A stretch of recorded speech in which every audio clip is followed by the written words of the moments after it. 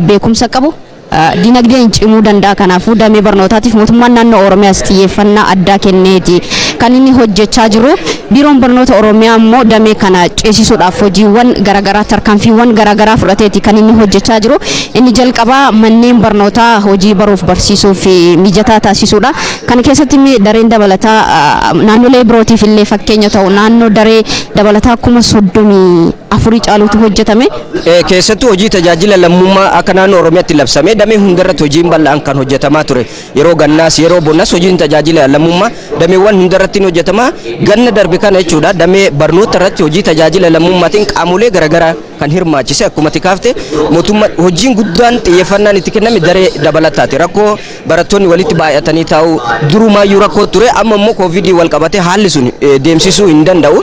Barattoonni adda faffagaatanii pirootokoolii koovidiin taa'uu qabu. Kana malee immoo hanqina daree dabalataa ture. Dareewwan turan immoo bifa haaraan mijeessanii sirna baruuf barsiisuuf akka mijaatu taasisuu hojii bal'aa taasifame. Mootummaan naannoo Oromiyaa gama kanaan dareewwan gara 30 hojjechuuf karoora guddaa baasee keessattuu hojii tola ooltummaan hawaasa hirmaachisee abbootii qabeenyaa hirmaachisee kallattii garaagaraatiin hojiin bal'aan hojjetame karoora ol gara 34tti hojjetame. Kunis rakkoo dhiphina daree wal qabatee jiru san kan fure hojii tajaajila lammummaa fakkeenyummaa qabu ture. OBNs yeroo garaagaraatti qabatamaadhaan yeroo hojiin kun hojjetamaa turetti kallattiidhaan bakka sanatti argamuudhaan gabaasaati kan inni ture. Miirri hawaasaa yeroo sana ture waan nama dinqisiisudha. Maallaqa gumaachuudhaan humnaan hojjechuudhaan dhaabbileen garaagaraa immoo mana barnootaa tokko dhuunfaatti fudhatanii hojjechuudhaan miirri hawaasa bira ture. Miirri dhaabbilee garaagaraa bira ture kan dinqisiifatamuu ture. Egaa namoonni kun guyyaa har'aa beekamtii kan argatan ta'u sababa vaayirasiin koronaa biyya seeneen barattoonni adda fagaatanii taa'anii haa baratanii jedhamuudhaan dareen dabalataa akka ijaaramu haa taasifamu malee kun akka carraa gaariitti fudhachuu dandeenya. Maaliif yoo jette carraan inni uume kun dareen dabalataa 34 ijaarame kun carraan inni uume kanaan dura daree tokko keessa barattoonni naannoo giddugaleessa naannoo 60 ta'aniiti kan isaan baratanii amma dareen dabalataa kun ijaaramuu isaatiin immoo giddugaleessa naannoo barattoota 40tu daree tokko keessa taa'ee barata jechuudha. Barattoonni erga vaayirasiin koronaa seene barattoonni dabareedhaan kan isaan baratan akkuma beekamu Oromiyaa keessatti jechuudha. Hanga dilbataatti hanga sanbataatti kan isaan baratanii dabareedhaan guyyaan sanbataas itti dabalamee jechuudha. Kun egaa akka carraa gaariitti fudhachuu dandeenya jechuudha. Hojii bal'aadha kan hojjetame. Dureeyyiin kophatti fudhatanii mana barumsaa yeroo ijaaranii qulqullinaan yeroo gabaabaa keessatti hawaasni immoo hirmaannaa ajaa'ibsiisaati kan agarsiise. Iddoo hundatti daangaa hanga daangaatti Oromiyaa keessatti akkaataa eegame ol karoora qabame ol san milkeessuun kan danda'ameef hirmaannaan qaamolee qooda fudhattootaa irra beekamtii kennamuufi kun gahee isaanii ba'uu isaaniitiin wal qabate. Gama biraatiin biiroon barnoota Oromiyaa mootummaan naannoo Oromiyaas damee barnoota irratti hojiin guddaan hojjete waa'ee piroojeektiiwwan ifa boruuti. Piroojeektiiwwan ifa otoo gara sanatti hin ceenye wantoota hirmaannaadhuma hawaasaatiin hojjetaman itti dabaluuf manneen kitaaba aadaa dubbisuu hawaasaa cimsuu aadaa dubbisuu barattoota aadaa dubbisuu hawaasa magaalaa keessa jiraatu illee cimsuudhaaf jecha magaalota keessattis manneen dubbisaa hirmaannaa hawaasaatiin hojjetamaniiti kan jiranii. Manneen dubbisaa magaalaa keessatti naannoo 345 ta'an ijaaramaniiti kan jiranii. Manneen barnoota magaalaa keessatti naannoo 345 ta'utti ijaarame. Manneen barnootaa keessatti illee gaaddisa dubbisaa jedhamee manneen barnootaa tokko keessatti lama kan hojjetame barattoonni gaaddisa jala ta'anii akka isaan qayyabataniif Covidillee wal qabatee karaa vaayirasii kana daddabarsuu hin dandeenyeen bifa namoonnis immoo alatti bahanii qilleensa keessatti jechuudha bifa addaatiin hojiin kun kan hojjetame. Kana malee immoo pirootokoolii Covid eeguudhaaf hojiiwwan manneen fincaanii iddoo bishaan barattoonni harka dhiqatan taasifamu. Kana malee immoo dhibee vaayirasii kana ittisuuf kan oolan qorichoota garaagaraa kan akka hojii kanaaf harka dhiqannaadhaaf kan ta'an hojii bal'aadha kan kenname. Namoonni hedduun deeggarsaanis qaamoleen kan hojjechuunis kalaqaanis namoonni deeggaraa turan hedduutu jira haala kana mijeessuudhaaf. Dabalataan manneen fincaanii waan ati kaastee fi gamanumaan manneen fincaanii naannoo 8,000 ta'an manneen barnootaa kana keessatti hirmaannaa ummataatiin hojjetamaniiti kan isaan jiranii hojii kenna tajaajila lammummaa kanaan jechuudha. Qorannoon biiroon dhimma dubartootaa daa'immanii fi dargaggootaa yeroo tokko dhiyeesse barattoonni dubartootaa maaliif rakkoof saaxilamuu qorannoo jedhu gaggeesseeti kan inni ture. Manneen fincaanii dhiiraa fi manneen fincaanii dubartootaa wal cinaa ta'uunsaa dubartoonni akka rakkoof saaxilaman taasisaa waan jedhudha qorannoon yeroo sana biiroon dhimma dubartootaaf daa'immanii qorate kan dhiyeesse jechuudha. Amma manneen fincaanii hirmaannaa hawaasaatiin naannoo 8,000 ijaaraman kun rakkoo gama kanaan ka'aa turellee furuu danda'a akka waan laayyootti ilaalamu jechuu. Rakkoo qorannoo kanaan ka'e namoonni furuu keessatti gahee isaanii taphatanis ara beekamtii ni argatu. Piroojeektii ifa boruutti yoo ceenu piroojeektiin ifa boruu piroojeektii guddaadha akka naannoo Oromiyaatti qabatamee irratti hojjetamaa kan jiru piroojeektii fakkeenyummaa qabus hojiin haga ammaa hojjetameen jechuudha. Manneen barnoota bultii addaa, manneen barnoota addaa akkasumas immoo sadarkaa lammaffaa, manneen barnoota sadarkaa tokkoffaa yeroo darbe akka biyyattis akka naannoo Oromiyaattis hojiin guddaan hojjetamaa ture hojii waliingeettii manneen barnootaati. Keessattuu baadiyyaa keessatti irraa manneen barnootaa dhiheenyatti argatee barataan baratuu danda'a. Mana barumsa sadarkaa tokkoffaati. Haa ta'u garuu manneen barnoota sadarkaa lammaffaa argachuu irratti ammas rakkoon ni jira. Fageenya deemanii maatirraa deemanii rakkoo garagaraaf barattoonni yeroo saaxilaman ni jiru. Rakkoo kana furuu keessatti piroojeektii guddaa yaadameedha. Manneen barnoota sadarkaa lammaffaa gara 100 ta'anidha. Karoora piroojeektii ifa boruu kanaan kan hojjetamaa jirani. Kan bultii addas xiyyeeffannaan kan itti kenname hedduudha. Akkuma tikaastee Oromiyaa keessatti walgeettii barnoota sadarkaa tokkoffaatiin hanqinni jiru. Gandoonni Oromiyaa hundiyyuu manneen barnoota sadarkaa tokkoffaa qabu jechuu ni dandeenya. Garuu hanqinni tokkoffii sanii olis qabaatu. Garuu sadarkaa tokkoffaan gandoota Oromiyaa hunda keessa jira jechuu dandeenya. Sadarkaa lammaffaa irratti garuu hanqinatu jira. Barattoonni manneen barnoota sadarkaa tokkoffaa kutaa 8 xumuran gara kutaa 9tti deemuudhaaf bakka manni barnoota sadarkaa lammaffaa hin jirretti keessattuu namoonni barattoonni harka qalleeyyii ta'an barnoota addaan kutuudhaaf kan isaan saaxilamanii shamarran immoo karaa dheeraa deemanii barachuu sodaa maaliif dirqisiisanii gudeeduun jira. Buutiinis jiraachuu mala kana sababa godhachuudhaan barnoota isaanii addaan kutu. Harcaatiin yeroo garagaratti dabalee rakkoo harcaatii barattoota kana furuudhaaf hojii bal'aan qaamolee garagaraa qooda fudhattoota hirmaachise dubbatamaa akkamitti furama kayyadus ka'aati kan ture. Barattoonni kutaa 8ffaa xumuranii qorannoodhuma jiruun iyyuu gara kutaa 9ffaatti ce'anii lakkoofsi isaanii gadi bu'aadha waan jedhudha qorannoonni gama kanarratti qoratame kan argisiisu.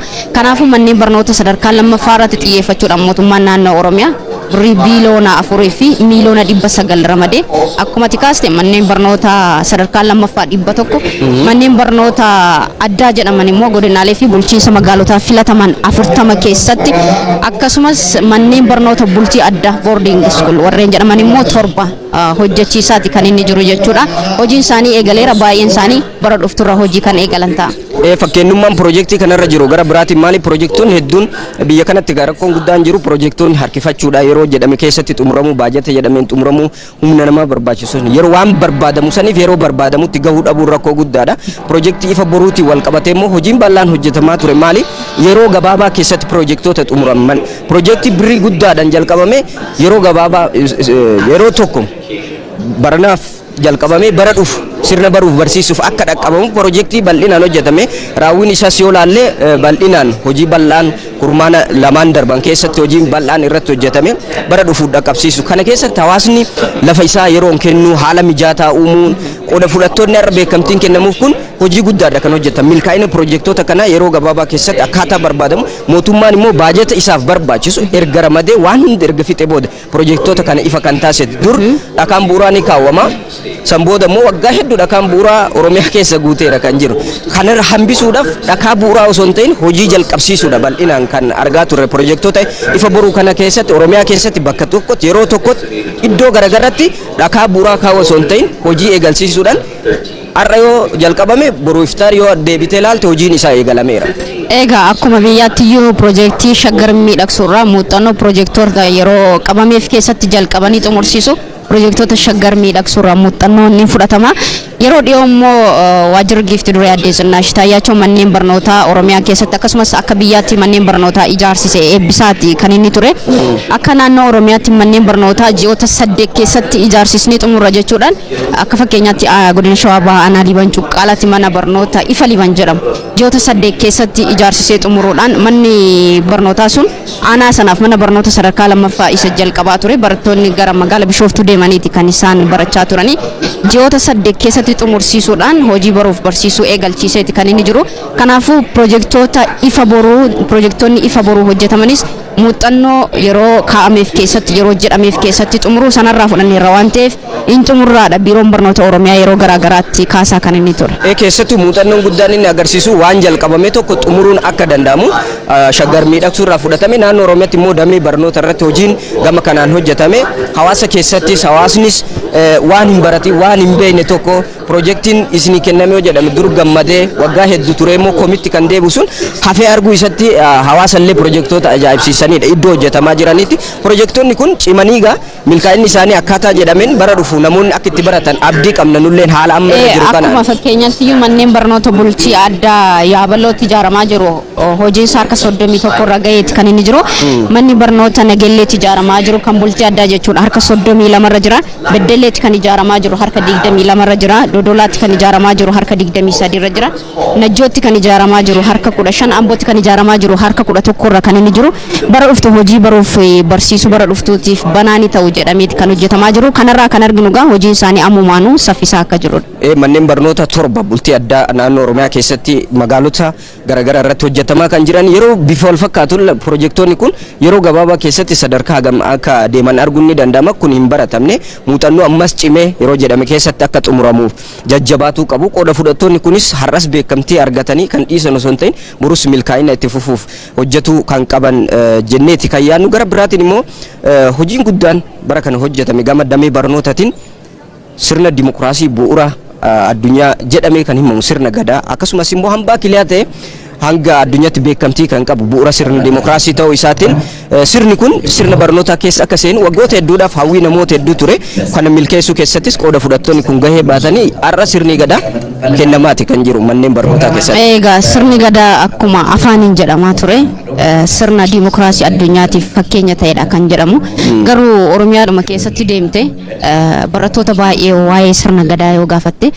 kan haalaan sitti himu jiraachuu dhiisuu danda'a godinaalee Gujiif Boorana sirna kanaan bulaa jiraniin alatti godinaalee birootti gaa sirni gadaa hacuucamaati kan inni ture barattoota deemte yoo gaafatte waa'ee sirna kana sirna addunyaaf fakkeenya ta'e kana waa'ee sirna kana namni sitti himu muraasa garuu sirni kun sirna addunyaaf fakkeenya ta'eetoo jiru naannoodhuma keessaa bahe keessatti hawaasni barataan dakaa dhufu maaliif hin barre jechuudhaan biiroon barnoota Oromiyaa akka sirna barnoota tokkootti akka kennamu taasise kitaaboleenis maxxanfamanii barataan kutaa tokko hanga 8 jiru ittiin barataa jira jechuudha yeroo ammaa kana. Sadarkaa kanarra gahuudhaaf hojii guddaadha kan gaafatu aarsaa hedduus namoonni hedduun itti kafalaniiti kan jiran taphatti miti kan dhufe sirni kun dhiibamaati kan ture sirna akka baduuf irratti hojjetamaa turetu deebi'aadha iddoo muraasatti qabatamaan iddoo jirurraa ka'ee akka bal'atee guddatee dhalootatti ce'u gochuudhaaf durgaa dhalootarraa dhalootatti kan darbu bifa barreeffamaan bifa kitaabatiin miti abbootiin namoonni sirna kana kalaqa cimaa kalaquu isaaniitiin dimokiraasiin kun jaarraa hedduudhaaf ture har'arra ga'eera dhaloota dhufu kanatti dabarsuu keessatti immoo hojiin sirna barnootaan dagaagsu kun dirqama waan ta'eef biiroon barnoota Oromiyaa gama kanaan hayyoota ofitti qabee hojii bal'aadha kan hojjetame kun salphamatti as waan gahamee miti yeroo garaagaraattis kan ibsamu har'a mana barumsa kutaa tokkorraa hanga 8tti namni akka gosa barnootaa tokkotti sirna gadaa jedhee barsiifamaa yuunivarsiitii keessatti illee kennamuu eegaleeti kan jiru kun immoo barattoonni jalaa ol barataa gaafa dhufan gara fuulduraa guddinni sirna gadaa beekuun itti guddatuun tajaajila lammummaa keessatti kana wal qabatee wanni labsame tokko ofitti deebi'uudha.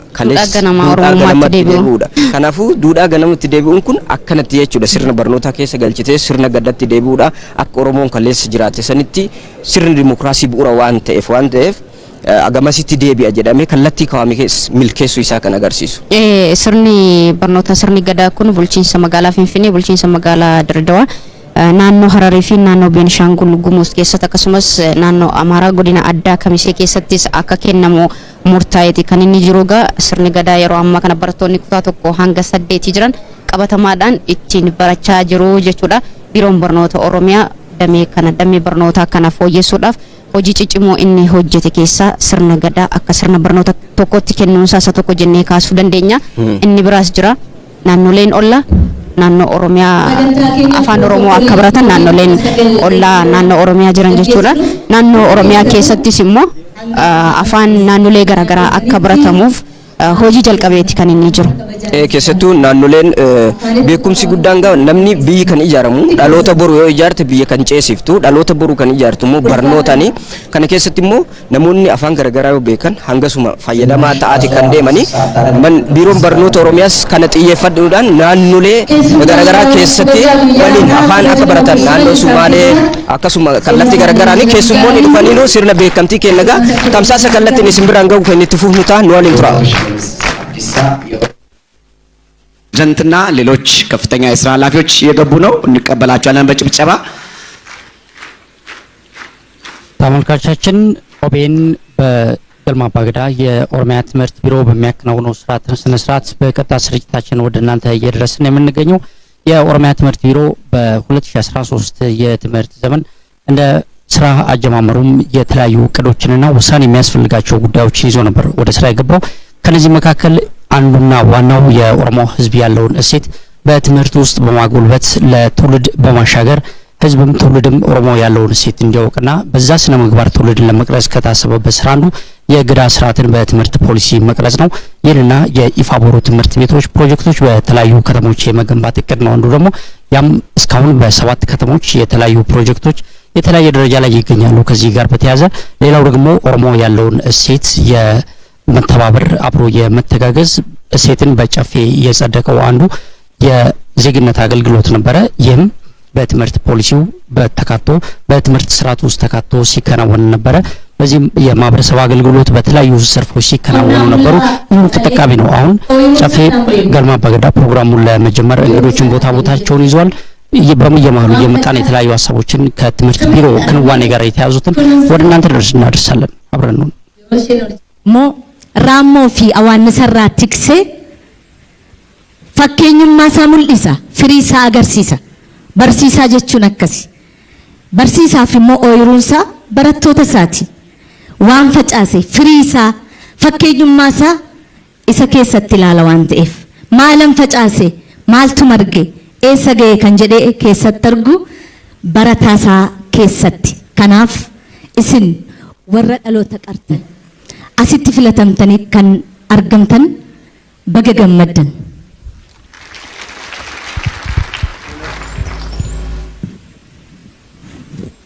እውነት ነው ዝናሽ እንዳለችው እንደ ጥሩ ገበሬ ነው የመምህር ስራ በፍሬው የሚታወቅ ማለት ነው።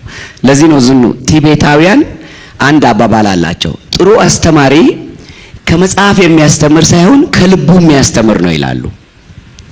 ስለዚህ እናንተም እዚህ ያላችሁ በተለይ መምህራን እና ሌሎችም ለዚህ ታላቅ ክብር የበቃችሁ በሙሉ ከልባችሁ ሰርታችሁ ለዚህ ስለበቃችሁ እንኳን ደስ ያላችሁ፣ እንኳን አደረሳችሁ ልላችሁ እንወዳለን። ከናፈረ ፕሮቶኮሊ ሰከናን ዱራቲን አደት እስኒን በርሲስቶታ ወረዳሎታ ቀርተን ወረዳሎኒ አከብያ ቡሸን ታይሱፍ በርሲስተን hooggantoota nu fuuldura jiraniif bu'uura kan taatan ministirootaaf dooktarootaaf gaazexeessitootaaf bu'uura kan taatan barsiistota waan taataniif keessummoonni kabajaa har'a isin warri mana keessan teessanii nu daawwachaa jirtan barsiistonni kabajaa fi ulfinni keenya isinaa ga'u kanneen as jirtan immoo baga nagaan dhuftan isiniin jenna. ዝናሽ እንዳለችው ዛሬ ፕሮቶኮሉ ጠፍቶን አይደለም፣ ግን በትምህርት ስራ ላይ ተሳተፋችሁ በተለይ ደግሞ መምህራን መሐንዲሶችን በሉ ሐኪሞችን በሉ ከፊት ለፊት የምታዩዋቸውን የፖለቲካ መሪዎችን በሉ ሁሉንም የምትፈጥሩ እናንተ ስለሆናችሁ ዛሬ የክብር እንግዶች እናንተ ናችሁና ሁላችሁንም በድጋሚ እንኳን ለዚህ ታላቅ ክብር በብርቱ ልፋትና ድካም ከፈጣሪ ቸርነት ጋር አበቃችሁ። በድጋሚ እንኳን ደስ ያላችሁ እንላችኋለን። ከበጀሞ በሽመልስ አብዲሳ ፕሬዝዳንት ሞቱማ ናኖ ኦሮሚያ ከሱማ ከበጃጅ ለከና ከበጀሞ አደሎሚ በዶ አፍያይ ጨፌ ኦሮሚያ ከበጀምቶታ ቆንዳልቶታ ኦላኖ ፌደራላ ፊ ናኖ ከበጀሞ በአዲሱ አረጋ ስርካቲ አና ፕሬዝዳንቲቲ ቅንዴሳ ክላስተር ሐዋሱማ ከበጀሞ ዶክተር ቶላ በሪሶ ሆገና ቢሮ በርኖት ኦሮሚያ kabajamtoota bulchitoota godinaalee kabajamtoota kantiibota magaalota adda addaa kabajamtoota naannolee bakka buutanii kan asitti argamtan kabajamtoota deeggartoota misoomaa, kabajamtoota NGO'wwan adda addaa dhaabbilee miti mootummaa jechuudha kan barnoota kana deeggartan walumaa gala kanneen barnoota deeggartanii waamicha kabajanii asitti argamtan hundi keessan baga nagaan dhuftan anaa dhufu. ክቡር አቶ ሽመልስ አብዲሳ የኦሮሚያ ብሔራዊ ክልላዊ መንግስት ፕሬዝዳንትና የዕለቱ የክብር እንግዳ፣ የተከበሩ ወይዘሮ ሎሜ ባዶ የጨፌ ኦሮሚያ አፈ ጉባኤ፣ የተከበራችሁ ሚኒስትሮች፣ ክቡር አቶ አዲሱ አረጋ በምክትል ፕሬዝዳንት ማዕረግ የማህበራዊ ክላስተር አስተባባሪ፣ ክቡር ዶክተር ቶላ በሪሶ የኦሮሚያ ክልል ትምህርት ቢሮ ኃላፊ፣ የተከበራችሁ አባገዳዎች፣ የተከበራችሁ የየክልል መንግስታት ተወካዮች፣ የተከበራችሁ የፌደራልና የክልላችን መንግስት ከፍተኛ የስራ ኃላፊዎች፣ የተከበራችሁ የዞን አስተዳዳሪዎችና የከተማ አስተዳደር ከንቲባዎች፣ የተከበራችሁ የዓለም አቀፍና የአገር አቀፍ የልማት አጋሮቻችን፣ የተከበራችሁ መንግስታዊ ያልሆኑ ድርጅቶችና የግል ተቋማት ተወካዮችና የስራ ኃላፊዎች፣ የተከበራችሁ መምህራንና የትምህርት ስራ አመራሮች፣ ክቡራትና ክቡራን፣ ጥሪ የተደረገላችሁ እንግዶች፣ ክቡራትና ክቡራን፣ ትምህርት በራስ መተማመንን፣ በራስ መተማመን ደግሞ ተስፋን፣ ተስፋ ደግሞ ሰላምን ይፈጥራልና ትምህርት የሁሉም ነገር መሰረት በመሆኑ በትምህርት ላይ በሰራችሁ ስራ ምክንያት ለዚህ ታላቅ የእውቅና ስነ ስርዓት የበቃችሁትን ሁላችሁንም ደግመን ደጋግመን እንኳን ደስ ያላችሁ እንኳን ደስ ያለን ለማለት እንወዳለን። akka tartiiba sagantaa keenyaatti amma abbootii gadaa eebbisanii jila bareedaaf miidhagaa kana nuusaaqu egaa biiroon barnoota Oromiyaa mootummaan naannoo Oromiyaa sirni gadaa akka barnoota tokkotti akka kennamu kan jalqabees baranaa sirna gadaa kana immoo kan tursiisanii eeganii nutti dabarsan abbootii gadaati. Kanaafuu umurii kennee fi warra as ga'uu sirna gadaa kana arganis hin galateeffannaan jechuudha. Kanaaf kabaja guddaan gara waltajjiitti isaan affeerra isaanis eebbisanii sagantaa keenya nuusaaqu።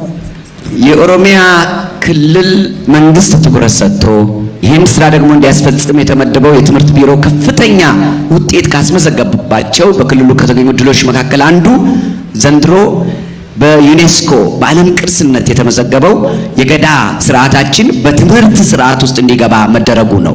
ይሄንን ደግሞ የሁላችን ኩራት የሆነውን ብሔራዊ ቅርስ ያቆዩልን አባቶች ናቸው እና በብዙ መስዋዕትነት ነው ለዚህ ያበቁትና ከሁሉ በላይ ለነሱ ክብር ይገባል። አጨብጭቡላቸው በደንብ አደርጋችሁ።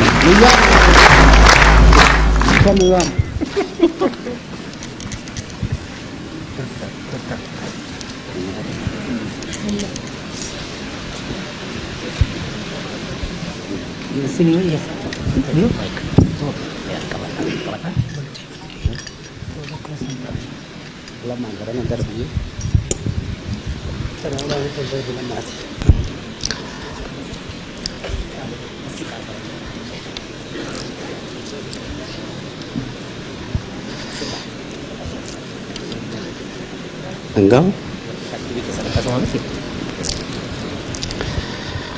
Wani naga lafti naga, wani naga lafti naga, biyi naga biyo naga, biyi naga biyo naga, sani naga namni naga, sani namni naga, ardi naga aradda naga, ardi naga aradda naga, dangan Ethiopia naga, dangan Ethiopia naga, olagan di Ethiopia naga, olagan di Ethiopia naga, olan Oromia naga, olan Oromia naga, mil afro naga, mil lamon naga.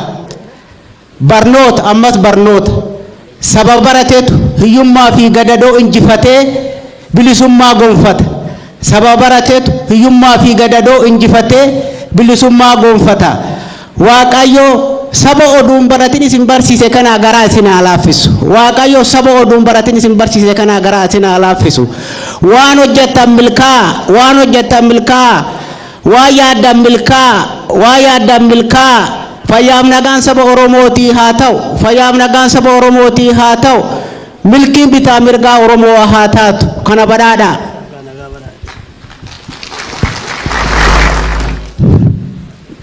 Nan eebbisa na ofolcha ijaa qalbii irraa nu hambisa. Halkan nagaan mulle guyyaa nagaan nu haa oolchu, hamaan gargar nu haa oolchu, biyyi keenya biyya nagaa haa ta'u, waltajjiin keenya waltajjii milkii nu haa ta'u. Barumsi kun akkanumatti ammallee fuula dura dhaloota keenya fillee kan biraanii nuusaaqu nu haa ta'u. barumsi baranaa barumsa cimina keenya guddina keenya nuu mul'isu nu haa ta'u. Waltajjiin kun gala bobbaa isaan haa tolchu, bobbaa nagaan galaa. Diinni isin jalan ijjatin afaan biyyaa beekaa guddadhaa rabbi isin haa guddisu.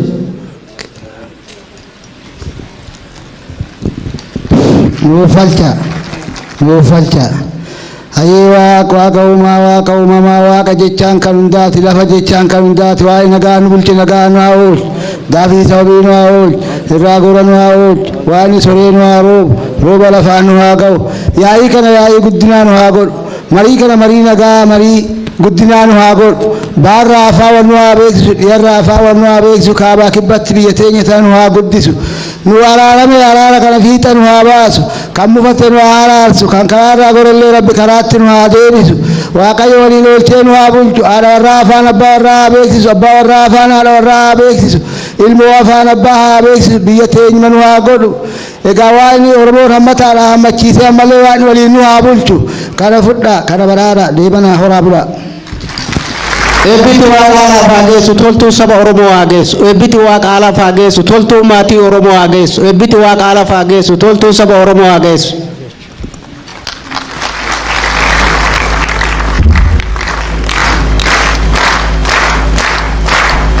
Abbootii gadaa keenyaaf umurii dheeraa hawwina eebbi haphee ta'e nutti haa qabatu ulfaadhaa jenneerra.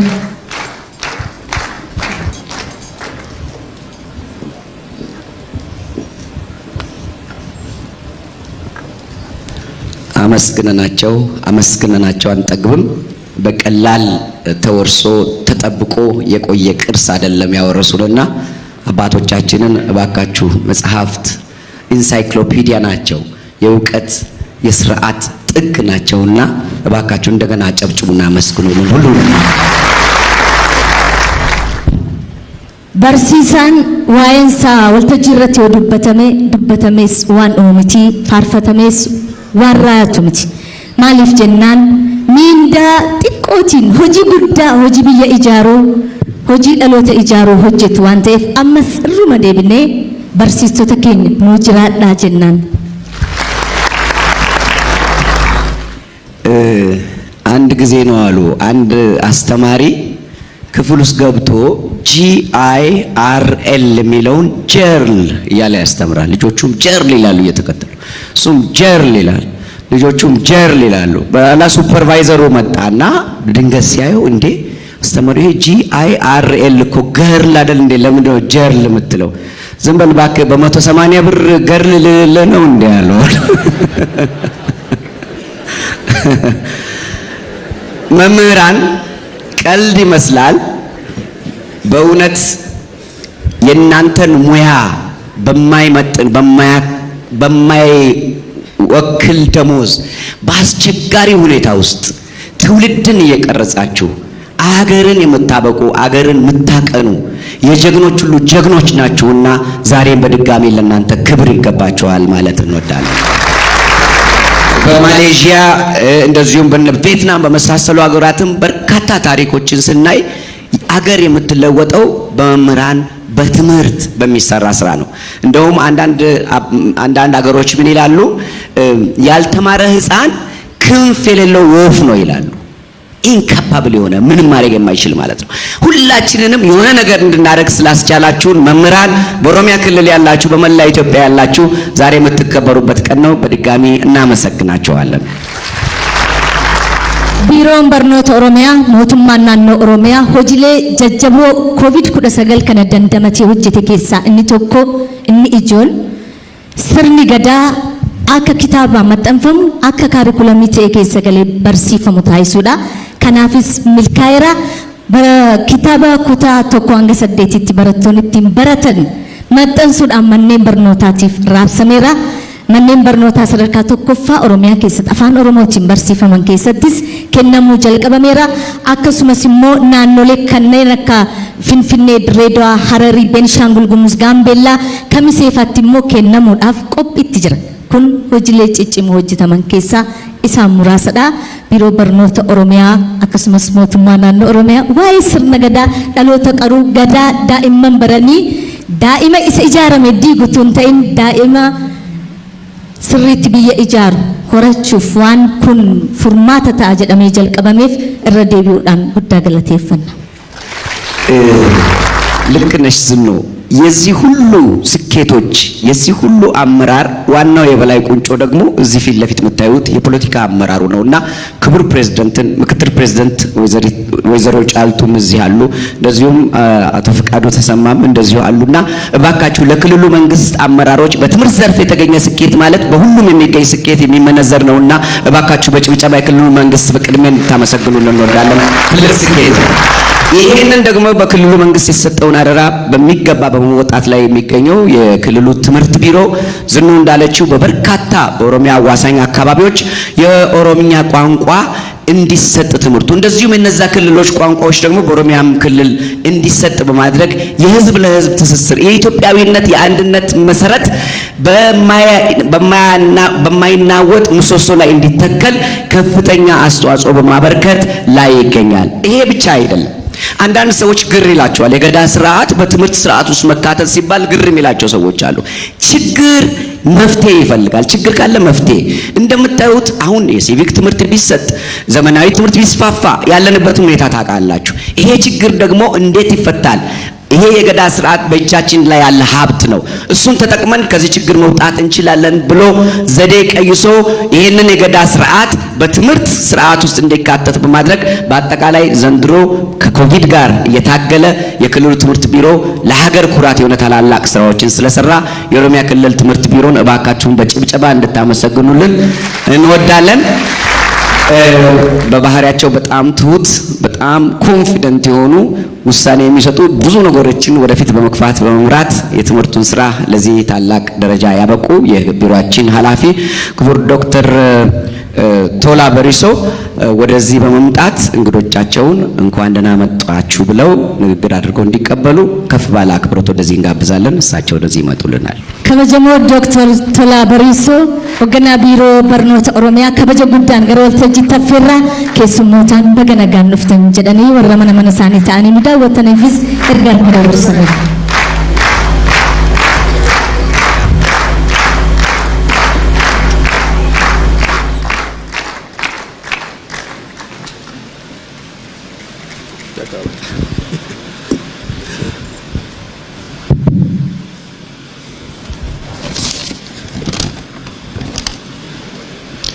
kabajama obbo Shimallis Abdiisaa pirezidaantii bulchiinsa mootummaa naannoo Oromiyaa, kabajamtuu aadde Loomii Badhoo afyaa'ii cafee Oromiyaa, kabajamtuu aadde Caaltuu Saanii itti aantuu pirezidaantii bulchiinsa mootummaa naannoo Oromiyaa, kabajamaa obbo Fiqaaduu Tasammaa hoogganaa paartii badhaadhina damee Oromiyaa, kabajamaa obbo Addisuu Araggaa sadarkaa itti aanaa pirezidaantiitti qindeessaa kilaastara hawaasummaa, kabajamtoota abbootii gadaa, kabajamaa obbo Waaqoyyaa Toleeraa pirezidaantii waldaa barsiisota Oromiyaa, kabajamtoota pirezidaantoota yuunivarsiitii, kabajamtoota hooggantoota biiroolee naannoo garaagaraa, kabajamtoota keessummoota keenya. Guyyaan har'aa kun yeroo barnootaatiif guyyaa addaati, guyyaa galata itti namoota nu gargaaraniif galchinuudha. Galata wanti galchuu barbaannuuf hojii barnootaa keessatti biiroon barnootaa kana hojii gurguddaa hojjetee jira. Hojii seenaa keessatti barraa'ee taa'uu danda'u hojii guddaa hojjetee jira. Hojii kana kan hojjenne qofaa keenya odoo hin taane isin warra as jirtan kun qooda fudhattoonni waan nu gargaartaniif. Kanaaf galata hoo isinii galchinu hojiin itti aanus hojiin guddaan waan jiruuf kanaaf nu duukaa akka tumsitaniif. Biiroon keenya bara kana hojii gurguddaa hojjete keessaa hojii tajaajila lammummaa mootummaan naannoo Oromiyaa labseen naannoo manneen barnootaa keessatti booda pirezenteeshiniin bal'inaan kan dhiyaatu hojii jajjabaa hojjetee jira. Inni karaa biraa aadaan dubbisuu hawaasa keenyaa akka cimu namni kaa'i yoo jedhan kan ka'u taa'i yoo jedhan kan taa'u odoo hin taane yaadee dubbisee hubatee akka xiinxalee ilaaluu danda'u manneen dubbisaa babal'ifamanii jiru, bal'inaan ijaaramanii jiru hawaasa keessatti, manneen barnootaa keessatti. Kanaan olitti ummataaf yaamicha godhameen kitaabni miliyoona 1.2 ol walitti qabamee godinaaliif raabsamee jira jechaadha. Godinaaliif magaalaaf manneen kitaabaa kanaaf raabsamee jira. Kuni hojii guddaa muuxannoon irraa argame. Karaa biraatiin sirna barnootaa keessatti akkuma beekamu sirni gadaa yeroo duraatiif waggaa 26 gaafatamaa kan ture qophaa'ee barnoonni kennamuu eegalee jira. Sirni gadaa addunyaan waa'ee dimokiraasii odoon beekiniin duratti ummanni ittiin wal bulchaa kan ture ummanni Oromoo ummata biraa wajjin kan ittiin jiraataa ture akkaataan walitti bu'iinsa ittiin hiikan kan akeeku akkasumas immoo mirga dubartii mirga daa'immanii jedhamee kan amma addunyaan haala ammayyaatiin dubbatu kan ummanni Oromoo kan duraan irra dhufe akkasumas immoo namni naannoo wajjin akkaataan itti jiraachuu danda'u kan barsiisu waan ta'eef sirni gadaa yeroo duraatiif manneen barnootaa keessatti kennamuun isaa akka seenaa guddaatitti kan ilaalamudha. Karaa biraatiin immoo nyaata iddoolee rakkoon jirutti barattoonni keenya akka sammuun isaanii hin qancarre nyaata dhiyeessuun haala guddaan baratti deemamaa turedha. Karaa biraatiin barnoota keenya cimsuuf hojii barnootaa keenya ceesisuuf piroojeektiiwwan gurguddoon ka'umsa mootummaa naannoo keenyatiin keessumattuu pirezidantii keenyaan ifa boruu jedhamee kan beekaman haala guddaan yeroo itti deemamaa ture waan ta'eef hojii kana waliin hojjenne waan ta'eef hundi keessanuu galatoomaa jechuu barbaadna. Hunda caalaa warri amma galata galchuuf barbaannu barsiisota keenyaaf. Barsiisota keenyaaf qabeenyi isaanii sammuu isaaniiti. Qabeenyi isaanii namoota isaan uuman. Ana akkana si jedhee haasa'u kan na taasise namoonni galma kana keessa jiran akka horataman kan taasise barsiisota keenya. Barsiisotni keenya abbaa dooktorootaa, abbaa injiinarootaa, abbaa paayileetotaa, abbaa raayyaa biyyaa ittisa biyyaa, abbaa poolisootaa, abbaa ogeessa hundaati. Kanaaf barsiisota keenya warri baddatti kan hojjetan, badda dariitti kan hojjetan, gammoojjii keessatti kan hojjetan, haala rakkisaa keessatti kan hojjetan isin malee biyyi ijaaramuu hin danda'u waan ta'eef hojii amma hojjettaniif ulfaadhaa galatoomaa fuula duras itti cimaa jechuun barbaada. Hayyoota keenya sirna barnootaa bocuudhaan nu maddii dhaabbattan keessumattuu bara kana sirna gadaa bocanii Oromiyaa keessatti akkasumas Oromoon alatti Oromiyaan alatti bakka jirutti barnoonni kun akka kennamu fuula duras sirni gadaa hamba addunyaa waan ta'eef hunduu baratu jennee yaadna. Sirna gadaa bocuun hojii nu hojjettaniif ulfaadhaa galatoomaa jechuun barbaada. Uummata keenya humni cimaan humni misoomaa isin ta'uu nutti argisiisanii jirtu. Pirezidaantiin keenya hin kakaasu yoo hundaa bajetni ittiin hojjetamu mootummaa odoon taane bajanni guddaan uummata jedhee kaasa. Qabatamaan nu bara kana arginee jirra uummanni qarshii biliyoona 5.2 hojii barnootaatiif gumaachee jira haala adda addaatiin. Kanaaf uummata keenya hundaan galatooma jechuu barbaanna. Dhaabbileen itti mootummaa hojiin isin barnoota keessatti tumsitan guddaa waan ta'eef fuula duras deeggarsa nu gootan amanaa ammas hojii ammaa hojjettaniif ulfaadhaa jechuun barbaada. Hooggantoota mootummaaf paartii keenya hooggansa keessan malee wanti nama durattan isinii kaasisuun milkaa'uu hin danda'u. Kanaaf hooggansi keenya naannoo kaastanii amma gandaa jirtan hooggansi paartii hooggansi mootummaa ulfaadhaa jechuun barbaada. OBN sagaleen uummataa barnoonni yeroo koovidiin ijoollee manatti galan barumsa reediyoodhaan televezyiiniidhaan qaqqabsiisuudhaan tumsi inni godhe hojii tajaajila hawaasummaa hojii barnootaa keessatti sochiin inni godhe OBN dhuguma sagalee uummataa ta'uu mirkaneessee waan jiruuf OBN galatoomaa jechuun barbaada. Waldaan Misooma Oromiyaa barnoota keessatti hojiin inni hojjechaa jiru hojii baay'ee guddaadha. Keessumattuu yaada rimee manneen barnoota bultii addaa fi manneen barnootaa addaa jennu kun isaanirraa kan barannedha. Kanaaf waldaan misooma Oromiyaa ammas hojii guddaa hojjetaa jira manneen barnootaa keessatti. Kanaaf waldaan misooma Oromiyaa waldaa uummata Oromoo walitti fide uummata Oromoo misooma jalatti gurmeesse waan ta'eef waldaan misooma Oromiyaa galatoomi jechuun barbaada. Waajjira giiftii duree hojii barnootaa keessatti hojii guddaa hojjechaa jira. Hanga amma bakkee nuti qaqqabuu hin dandeenye manneen barnoota sadarkaa 2-4 ijaaree jira. Ammas mana barumsa 4 bara kana ijaaruuf waadaa galee jira. Kanaaf waajjira giiftii duree galatoom jechuu barbaada.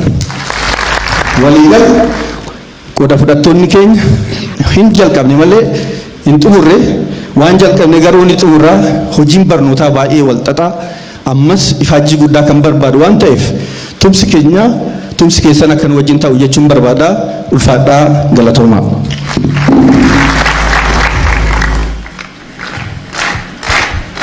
ክቡር ዶክተር ቶላ በሪሶ የክልላችን ትምህርት ቢሮ ኃላፊ፣ እኛም እርሶን እናመሰግናለን። እሳቸው በጣም ብዙ ተቋማትን ነው አንስተው ዘርዝረው ያመሰገኗቸው። በኋላ በሽልማት ስነ ስርዓት ላይ እነዚህን ተቋማት እኛ መለስ ብለን የምንቃኛቸው ይሆናል። ዝኑ ከበጀሞ ዶክተር ቶላ በሪሶ ጉዳ ገለቴፈና ኢታንሱን ፋሩት ሲኒ ዲያታ daa'imman yookaan olguddattoonni faaruu nu dhiyeessu walaloo faaruu kanaa kan barreesse Addaamu Gammachuuti. Yadaloon seenamaa nuti qindeessaa muuziqaa Mulugeetaa Zeenaati. Kiirogiraafiin kan gaggeessite immoo Assagadachiin Taleeti. Kabajaan gara waltajjiitti isaan affeerraa faaruu daawwannee dhaggeeffannee deebina. Nu faana tura. መዝሙር በታዳጊዎች ይቀርባል።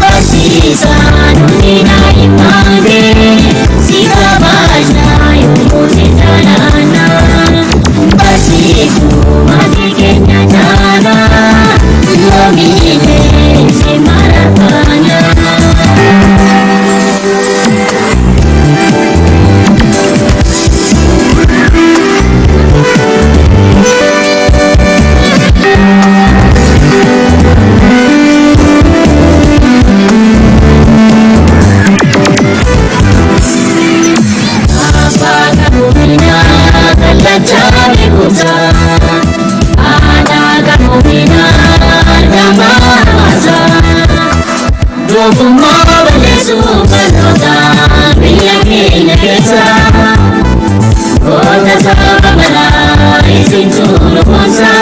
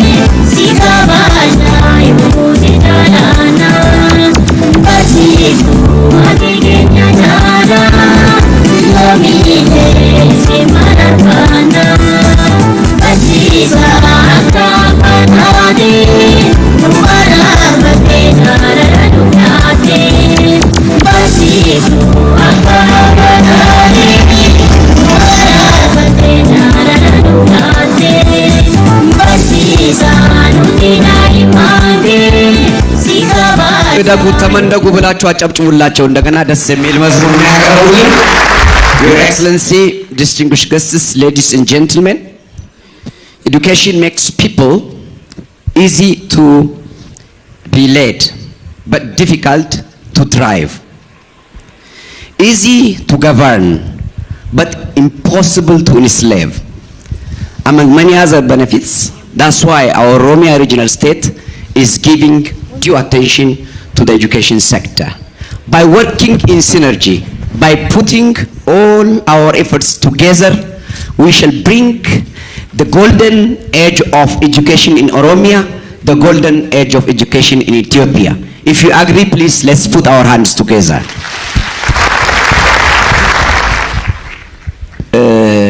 በኦሮሚያ ብቻ ሳይሆን በኢትዮጵያም የትምህርት ወርቃማ ዘመን እየመጣ ነው። ለምን? ኦሮሚያ ክልል ውስጥ የሚሰራ ስራ ኢትዮጵያን የሚቀይር ነው። አንድ መቶ ደረጃቸውን አሁን ምንድነው አክሰሲቢሊቲ ችግር የለም። ትምህርት ተደራሽ ሆኗል። በአብዛኛው የጥራት ጉዳይ ነው። ስለዚህ 100 ደረጃቸውን የጠበቁ ትምህርት ቤቶች፣ 40 ልዩ ትምህርት ቤቶች፣ 7 አዳሪ ትምህርት ቤቶች ፕሮጀክቶች እኮ እየተሰሩ ነው ያሉት እኮ። ከዚህ በላይ ምን ይፈልጋል? 10 ሚሊዮን ተማሪ ነው ኦሮሚያ ክልል ውስጥ ብቻ ትምህርት ቤት ውስጥ ያለው። ከ32 የዓለም አገሮች ጠቅላላ ቁጥር የህዝብ ብዛት የሚበልጥ ቁጥር ያለው ተማሪ ኦሮሚያ ውስጥ ብቻ ክፍል ውስጥ ትምህርት ቤት ውስጥ ነው ያለው በዚህ ሰዓት። ራ ጨብጭቡ። በጣም ትልቅ ስኬት፣ ትልቅ ትግል ነውና የኢትዮጵያ የትምህርት ወርቃማ ዘመን ይመጣል። የኦሮሚያ የትምህርት ወርቃማ ዘመን መጥቷል፣ ይመጣል እያልን ነው ያለነው። እዚህ አሎተ በረቴ አሎተ ፈጌሴ ያዱ አሎተ ብየ ፉዴ ተርካንፈቺሱ ኢጃሩዳፍ ሁረቹዳፍ በርኖን ቡኡረ ጀቹዳን ጥየፈና አዳችን ቢሮን በርኖተ ኦሮሚያ mootummaan naannoo Oromiyaa manneen barnootaa piroojeektoota manneen barnootaa ifa boorootiin sadarkaa lammaffaa 100 akkuma duratti Phaawulos jedhe kan bulchi yookaan kan addaa 7 manneen barnootaa addaa 40 walii gala 147 akka hojjetamuuf karoorfamee hojjetamaati hojiitti seenameeti kan inni jiru. baga gammaddan baga gammanne dhaloota barate hedduu dhaloota biyya ijaaru hedduu dhaloota kan ijaarame diigutuun ta'in kan ijaaru hedduu waan horannuuf galatooma. ከዚህ በመቀጠል እኛ ይሄ አልፎ አልፎ ትንሽ ጣል የምናደርገውን በደንብም ያልገባንን ግን በደንብ አድርገው የሚያስረዱ የስራው ባለቤት መጥተው በኋላ ላይ በውይይትም የሚዳብር የሚሆን የመነሻ ጽሁፍ ወይም ጥናታዊ ጽሁፍ ነገር የመነሻ ሐሳብ ያቀርባሉ። የመጀመሪያው ፕሬዘንቴሽን ነው። ከዛ ቀጥሎ ደግሞ አንድ ሌላም ሁለተኛ ፕሬዘንቴሽን ይኖረናል። ከዛ በኋላ ወደ ቀጣዮቹ መርሃ ግብሮች እንሄዳለን። እንግዳችን ዝም ነው ወደዚህ ጋብዥልኝ። ወረቃውን ከኦምሰ መሪፍ ተአን ለመቱ ዲያታ isa jalqabaa kan nu dhiyeessan Dr. Tola Bariso kabaja guddaan gara waltajjii taffeerraa isarratti immoo mariin ni taasifamaa lammaffaa dhaggeeffannee booda waa'ee barnootaa maal fakkaata naannoo keenya keessatti kan jedhu bal'inaan kan ilaallu ta'a waraqaa qo'annoo kana keessatti akka hordoftan kabajaan isin gaafanna.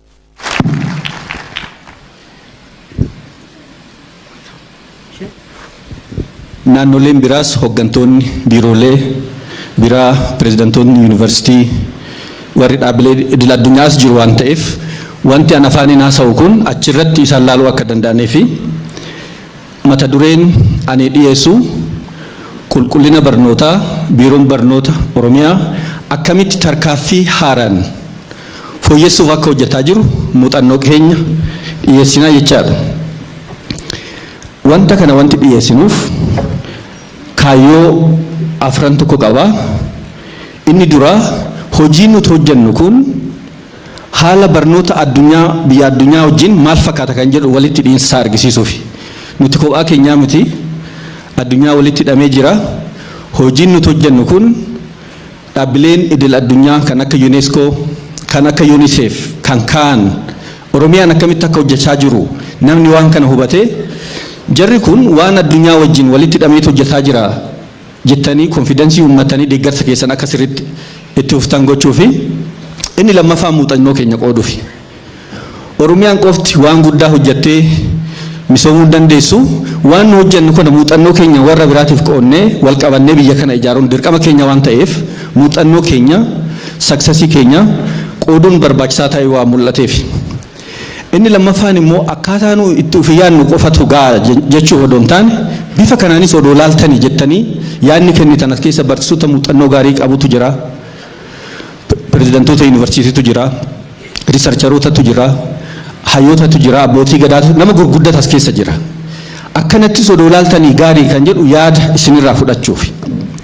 Inni kan biraa immoo waan amma hojjenne kana injifannoo amma barnoota irratti galmeessine kana itti fufsiisuuf presentation kun dhiyaataa jechaadha. Qabiyyeen an dhiyeessu akka seentanitti wanti kaasu hin jira. Qulqullina barnootaa kana namni isaa biduu hin kaasa. Garuu qulqullina barnootaa maal kan jedhu kana walii galuun hubachuun kanaafis tumsuuf waan gargaaruuf yaada rimee qulqullina barnootaa nan kaasa. Qulqullina barnoota irratti gufuun barnoota Oromiyaa qunname maal akka ta'e haala qabatama keenyan jechaadha. Isa nan kaasa. Karaa biraatiin immoo qulqullina barnootaa kana faluuf tarkaanfiiwwan nu hamma ammaa fudhachaa turee fi maal fa'aa akka ta'an nan kaasa. Karaa biraatiin immoo bu'aan tarkaanfiiwwan nu fudhannee kun maal akka ta'e maal inni bu'aan isaan argaman kun kan jedhu nan kaasa. Fuula dura odoo maal ta'e wayya mootummaan maal haa godhu uummanni maal haa godhu qooda fudhattoonni adda addaa maal haa godhan kan jedhu san gabaabsitan kaasaa jechaadha. Egaa barnootattoo deebinee barnoonni waan mirga namaati jennee laaluu hin dandeenya. Barnoonni ilmi namaa dandeettii isaa akka ol kaasu waan gargaaru. Sammuu isaa kan banu barumsi.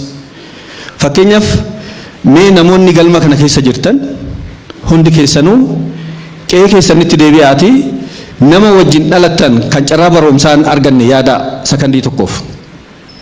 Isinii fi namni carraa barumsaa odoo manatti hin argamne qe'eetti hafe sun barumsa argatin hafe sun garaagarummaan keessan maal jettanii yaaddu?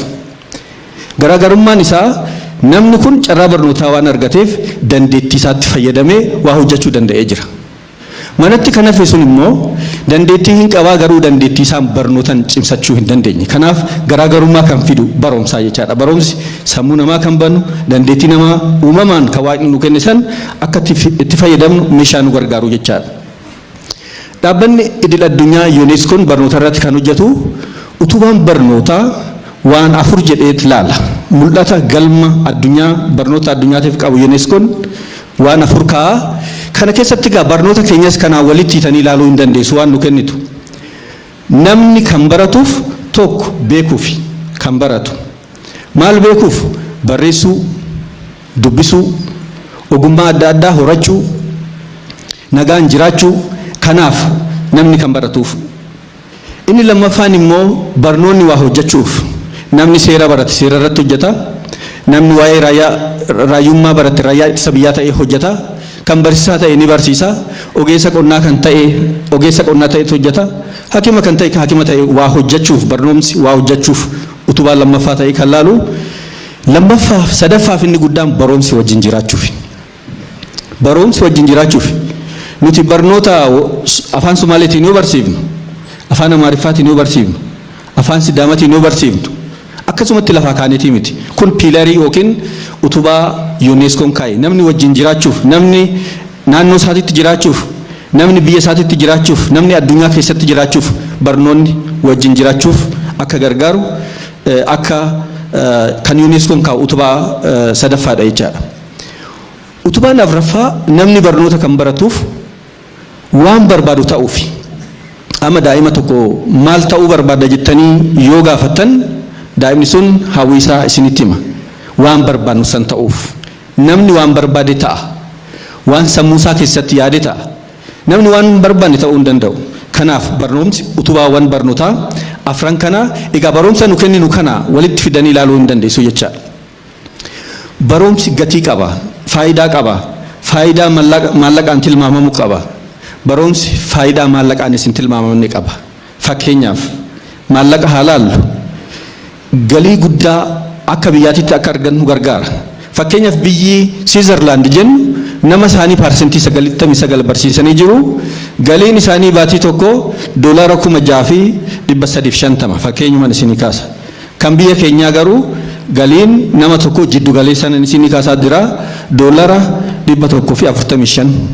Biyyi tokko 6,350 Switzerland kan argattuu fi immoo $145 kan argannu wanti biraa jiraatus garaagarummaan isaa barnoota.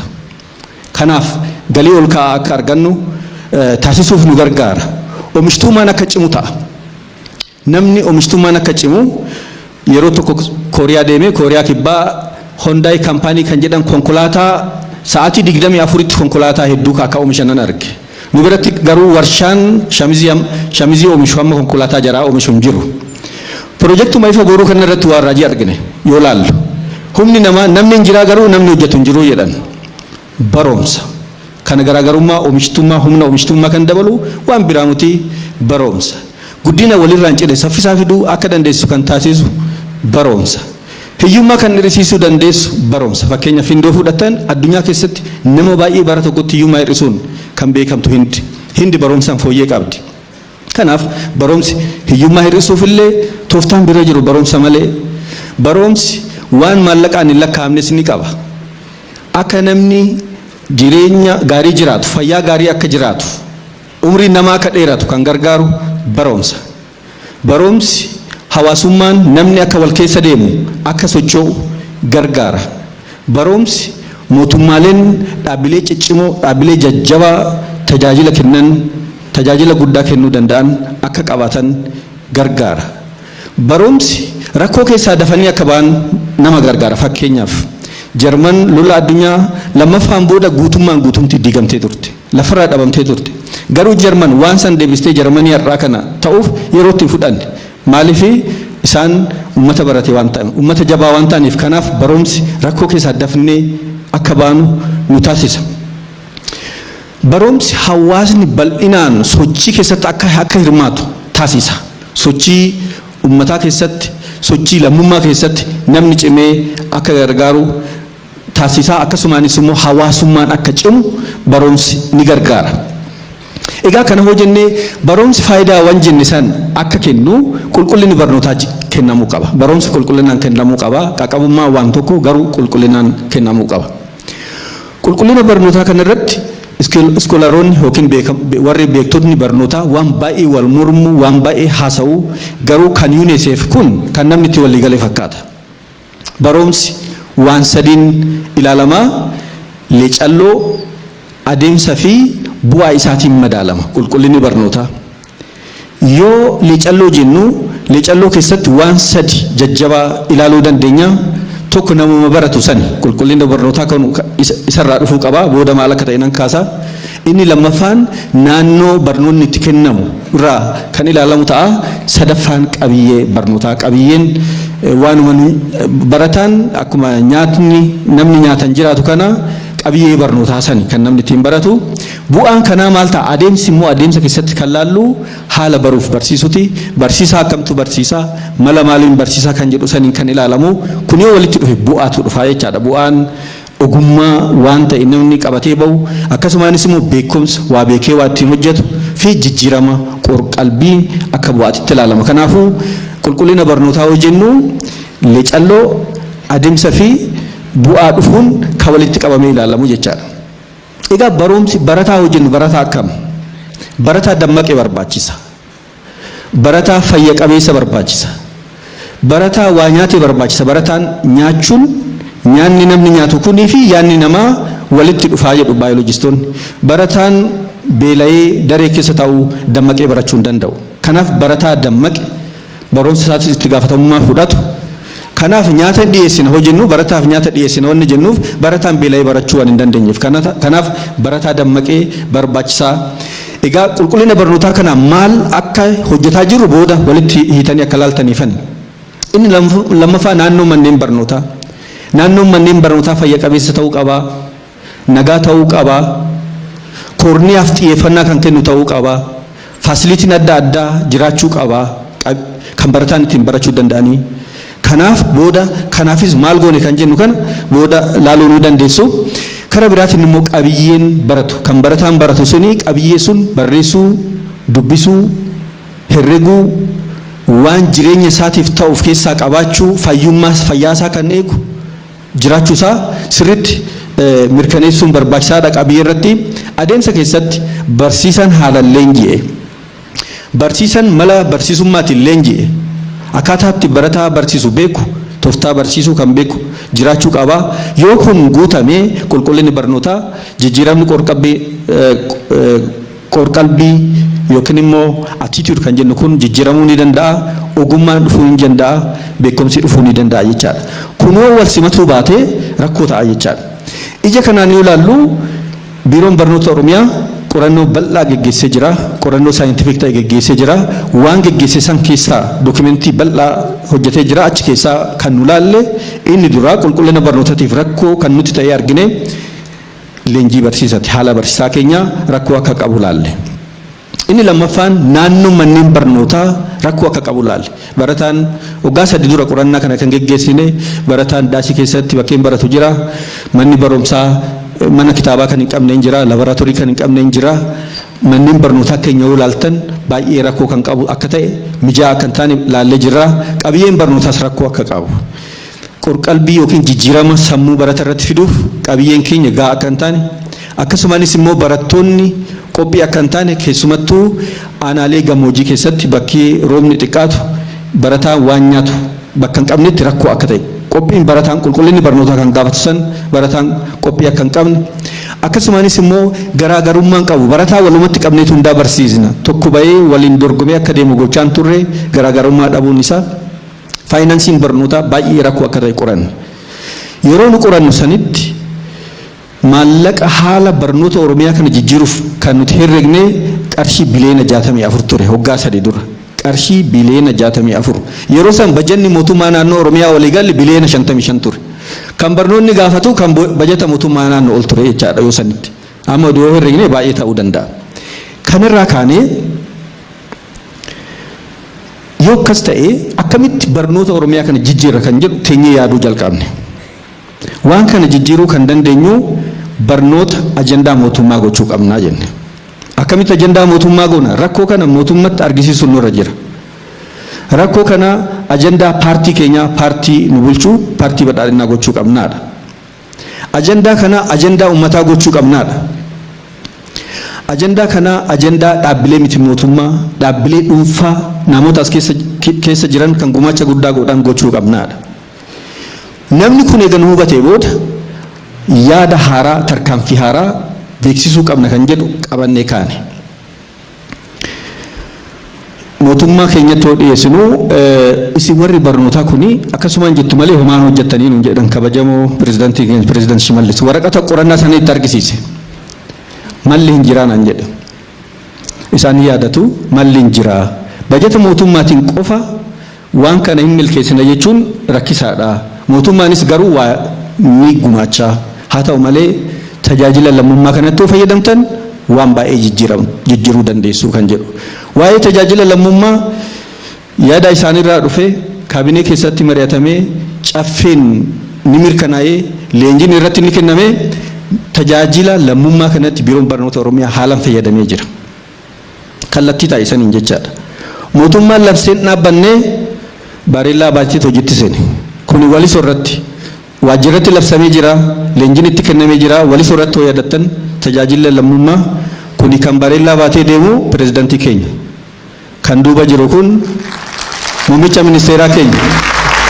Looreetiin addunyaa pirezidaantiin keenya gaafa walisotti waan kana bareellaa baatanii hojii jalqaban. Miidiyaa hawaasaa irratti wanti tokko naannaa ture yoo argitan. Jarri kun hojiin beekuu bareellaa baatee deemuu jedhan. Waajjira keessatti taa'anii biyya hoogganaa jennaan isaan baanii bareellaa baatu jedhan. Jarri wanti bareellaa baatuuf edaa waan dhufu beeku. Barnoota keessatti waan dhufe ilaalaa. Isaan labsanii jennaan uummanni hin ka'e. Humnaan, qabeenyaan, maallaqaan kan amma isin gabaasu kun kan seektara barnootaa qofa. Qarshii biliyoona 5.2 uummanni gumaache. Biliyoona 5.2. Kun kanarraa wanti baratan waan baay'ee jira. Hoggansi gaariin hoo jiraate, hoggansi yaada qabu hoo jiraate, uummanni keenya hoggansa wajjin ta'uusaa kanaan mirkanaa waan biraa miti. Yoo tokko namni walga'ii irra taa'eeti uummanni nu wajjin jiraayii jedha. Uummanni jiraachuusaa kanaan ala maaliin mirkaneessa? Waan mootummaan jedhe siduu kan jiraa. Atuu muummichi koo, atuu pirezidaantiin koo bareellaa baattee jirta, anis wajjinan jira jedhee kana walitti qabee jira. Kana eega argine booda waan tokko kan bara kana hojjannis kan duraan hojjannis walitti kaafnee hamilee waan nu kenneef haalli mootummaa keenyas haalli uummata keenyas waan tokko nus kaasnee jirra. Tokko inisheetiiviin yookiin immoo tarkaanfii fudhanne dursuma hoggansi jijjiiramaa kun eega hojii jalqabee kan jalqabne fakkeenyaaf rakkoon keenya tokko leenjii barsiisaa wajjin wal qabata jennee jirra. Leenjii barsiisaa irratti jijjiirama fiduu akka qabu laallee inni lammaffaan naannoo manneen barnootaa jijjiiruun qulqullina barnootaatiif akka gumaachuu bannee naannoo manneen barnoota jijjiiramuu akka qabu yaada finnee inni sadaffaan sagantaan nyaataa hamma humni keenya eeyyametti hamma deeggartoonni keenya eeyyamanitti jalqabuu qabaadha. Biyyi tokko sagantaa nyaataa kana barataa guutuuf kennu kan akka Fiinlaand kan akka Biraaziil barataa hundaafuu kennu. Fuula duras barataa hundaa walii ga'uun hin jiraata ta'a garuu amma bakka rakkoon jirurra bakka carraa qabnurraa ka'uu qabna jennee jalqabnee Projektii ifa boruu. Yaadni projektii ifa boruu kuni boodannan kaasaa yaada pirezidaantii keenyati. Projektiin ifa boruu manneen barnootaa fooyyessuuf keessattuu manneen barnoota sadarkaa lammaffaa fooyyessuuf garaagarummaa fiduuf dhufee jira. Qabiyyee barnootatti irratti ammaaf hunda jijjiiruun baay'ee ulfaataadha qabiyyee barnootaa. Hojjechuun dadhabamee miti.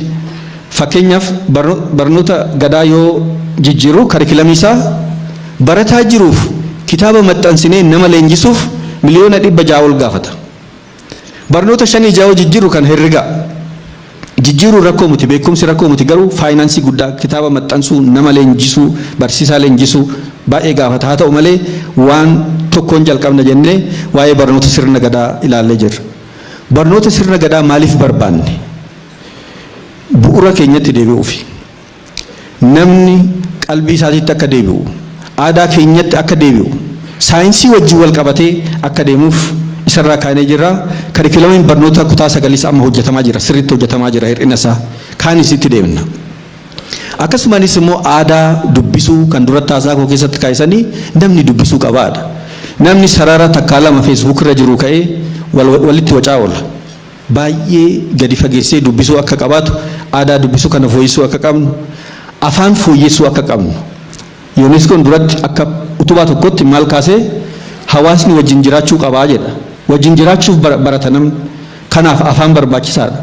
Nuti immoo akka keenyatti biyya federaalizimii dhugaa ijaaruuf deemna waan ta'eef kanaafis barbaachisaadha. Ogummaafis barbaachisaadha. Faayidaan afaan baay'eetiin barachuu maal jedhaati mee Google godhaa faayidaa gara 20tu jira. Faayidaa 20 san tokko tokkoon asitti isin kaasu ilaaluu ni dandeessu. Kanarraa kaanee warra tarkaaffii kana eegafine booda maal mee jijjiirama qabatama maal harka qabna jennee isin kaasuu nan danda'a. Tokkoffaa barsiisa irratti waan jalqabne. Barsiisaan nu harka jiru 200 ol. Barsiisaa 200 olii kana yoo hin leenjifna jenne guyyaa tokkotti nama kana geejjibnee maateriaalii tireeningii goonee leenjisuu hin dandeenya jennee teenyee herregne ulfaataa ta'uu isaa laalle. Xiqqoo leenjisaa jennu sabjektii tokko tokkoon garuu barsiisaa amma simannurraa ka'uun wayyaa jenne. Waggaa 3 dura barsiisa irratti. Kanaaf maal goonee dura boordii jijjiirre. Boordiin kolleejota keenya bulu pirezidantoota yuunivarsiitii as keessa jiran kana isaan akka hoogganan goone. Akkasumaanis immoo qabiyyee namoonni ittiin leenji'an ni jijjiirre. Mujuloota jedhama. Mujuloota kana ni jijjiirre. Itti aansinee namoota barsiisaa ta'uu malan haala ittiin isaan filannu ni jijjiirre. Qabxii isaanii fakkeenyaaf nama 7,000 galmaan keessaa nama 4,819 filanne qormaata kennine qabxii isaanii irratti daballee jechaadha. Namoota kana waggaa 3 booda barana yoo qorru COC namni parsentii 94.9 darbanii jiru. Parsentii 94.9. Kanaan dura barsiisan ture parsentii 50 gadi kan darbu kan jiru keessaa jechaadha. Barsiisonni kun amma leenji'anii gabatti galanii jiru. Amma achiin sistemni barsiisaatti leenjifu fooyya'ee jira jechaadha. Kun jijjiirama guddaadha. Qulqullinni barnootaa tokko kan mirkanaa'u barsiisaa waan ta'eef barsiisa irratti kun jijjiirama bu'uuraa seenaa barnootaa keessatti finne jennee ilaaluu ni dandeenya. Inni kan biraa naannoo manneen barnootaa jijjiiruu qabnaadha. Naannoo manneen barnootaa jijjiiramuun isaa qulqullina barnootaatiif gumaacha qaba. Akka Leecalloo tokkotti daree dabalataa ijaarraa jenne. Waa'ee tajaajila lammummaa duratti isinii kaasee jira. Waa'ee jara bareellaa baatu san argitanii jirtu bu'aan isaanii asitti lakkaa'ama. Daree dabalataa 30,000 ijaaruu qabdu tajaajila lammummaatiin kan jedhu pirezidantiin kan naa kaasan. Uummata sochoofnee jira. Nuti garuu kan ijaarre daree 34,247 ijaarre. Manneen barnootaa keessatti manneen barnoota baay'een mana fincaanii qabanii qulqullina barbaachisaa yeroo koovidiitii ijoolleen gaafa deebi'an barachuuf manneen barnoota 10,864 ijaarra jennee karoorfannee 8,195 ijaarra. Mana dubbisuu uummata keessattis ijaaruu qabna jennee kaasnee warra aanaa wajjin warra magaalaa wajjin maaliif hawaasni yoo ofii isaatis dubbisuu hin dandeenye ijoollee isaa gargaaruu hin danda'a waan ta'eef mana barumsa mana dubbisaa 600 ijaarra jennee 345 ijaarree jirra. Kitaaba miliyoona 1 walitti qabnaa jenne. Miidiyaadhaan labsine. Lammiin keenya kan biyya alaa jirtan, lammiin keenya kan biyya keessaa jirtan, kitaaba ofii dubbistanii irraa baatan yoo dandeessan kitaaba moofallee ta'u kan itti fayyadamtan yoo dandeessan immoo bitanii nuu kennaa jenneen. Biyya alaati irraa kitaaba tokkollee hin arganne humni keenyaasuma kanumaasii kanatu miliyoona 1.2 walitti nuu guure. Bishaan galchuunis koovidii kanaaf barbaachisaa waan ta'eef manneen barnoota keessatti kitaaba 5,610 dhiifama mana bishaan manneen barnoota 500 fi 5,610 galchina jennee 3,654 galee jira. Ibsaan akkasuma galee jira. Reading Park dawoo dubbisaa kan jennu kana isa kanas galchinee jirra. Akkasumas immoo mana yaalii galchinee jirra jechaadha. Kana akkasumatti suuraa akka laaltan mana kitaaba uummataa kan jennu asitti akka laaltan mana dubbisa uummataa Dr. Abiy jedha. Mummicharraa maqaa isaatiin moggaasanii jiru. Dawoo dubbisaa kan jennu immoo kan laaltan kana. Iddoo hin bareeda kun baay'ee mana barumsaa keessatti dawoo wayii gootanii iddoonis magariisa ijoolleen achi ta'anii bakkeetti dubbisan kana akka saampiliititti kan kaasne jechaadha. kun immoo daree dabalataa kan jenne 34,000 asitti argisiisuu hin dandeenyu akkanumatti akka saampiliitti akka ilaaltanii namni olaaltan kalariin isaa garagara fuula dura wal fakkeessina fuula dura amma garuu namni ka'eetuma akka itti fakkaatutti hojjete haa ta'uti garuu hin bareeda waan saampilii tokko kan fudhanne kun badhaadhinis kun kan mana barumsa dhuunfaatinis namoonni kan ijaaran manneen barnoota kun as keessatti booda gizee badhaasaman hin dhageessu namoota dhuunfaatiin kan ijaarama manneen barnootaa kun paartiin keenya supervisiiniin bayeet akka carraa kun namni dhuunfaa tokko ijaaree mana kana nu eebbisaa jennaan hoogganaan paartii keenyaa yoo eebbisu asitti argitu jechaadha. Kara biraatiin sagantaa nyaataa barataan dammaqee qulqullina barnootaatiif mirkaneessuuf sagantaa nyaataa jiraachuu qabaadha. Hamma ammaatitti zoonii 8 keessatti aanaa 34 keessatti barattoota miliyoona walakkaa ol ta'aniif qarshii gara miliyoona 687 ta'u bajata kanaan as keessatti bulchiinsi Finfinnees tumsee jira. UNICEF sagantaan nyaata addunyaa gumaachee jira. Mootummaan naannoo Oromiyaa bajata kennee jira. Fuula dura kun babal'ataa deemuu qaba jechaadha. Kun sagantaa adda addaatiin deemamaa jira. Hamma tokko ijoollee qulqullina barnootaatiif hin gumaacha jenna. Kuni daa'imman nyaata yoo nyaattu akka saampiliititti waan arginu ijoolleen kun nyaanni iddoo mana barumsaatti dhiyaachuu baatanii baay'een isaanii harca'uu danda'u, miidhamuus danda'u. Kana ilaaluu ni dandeenya.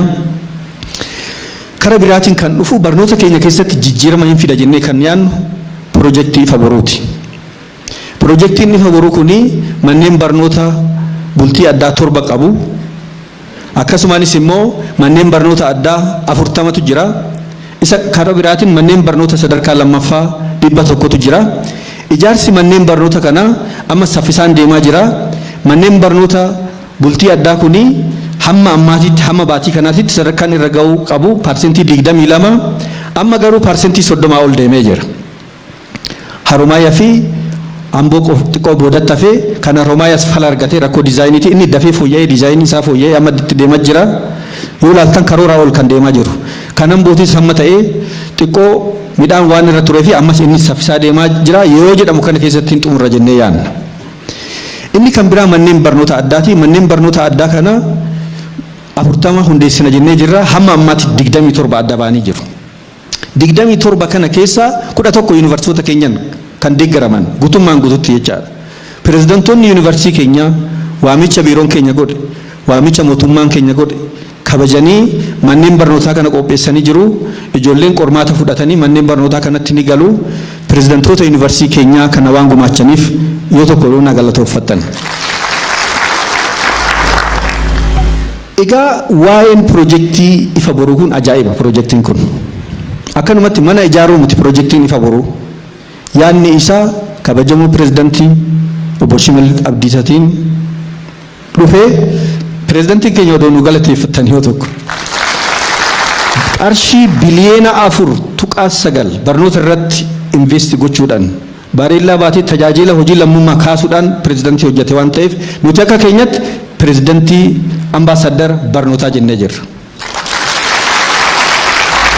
Egaa piroojeektiin kuni faayidaa guddaa qaba.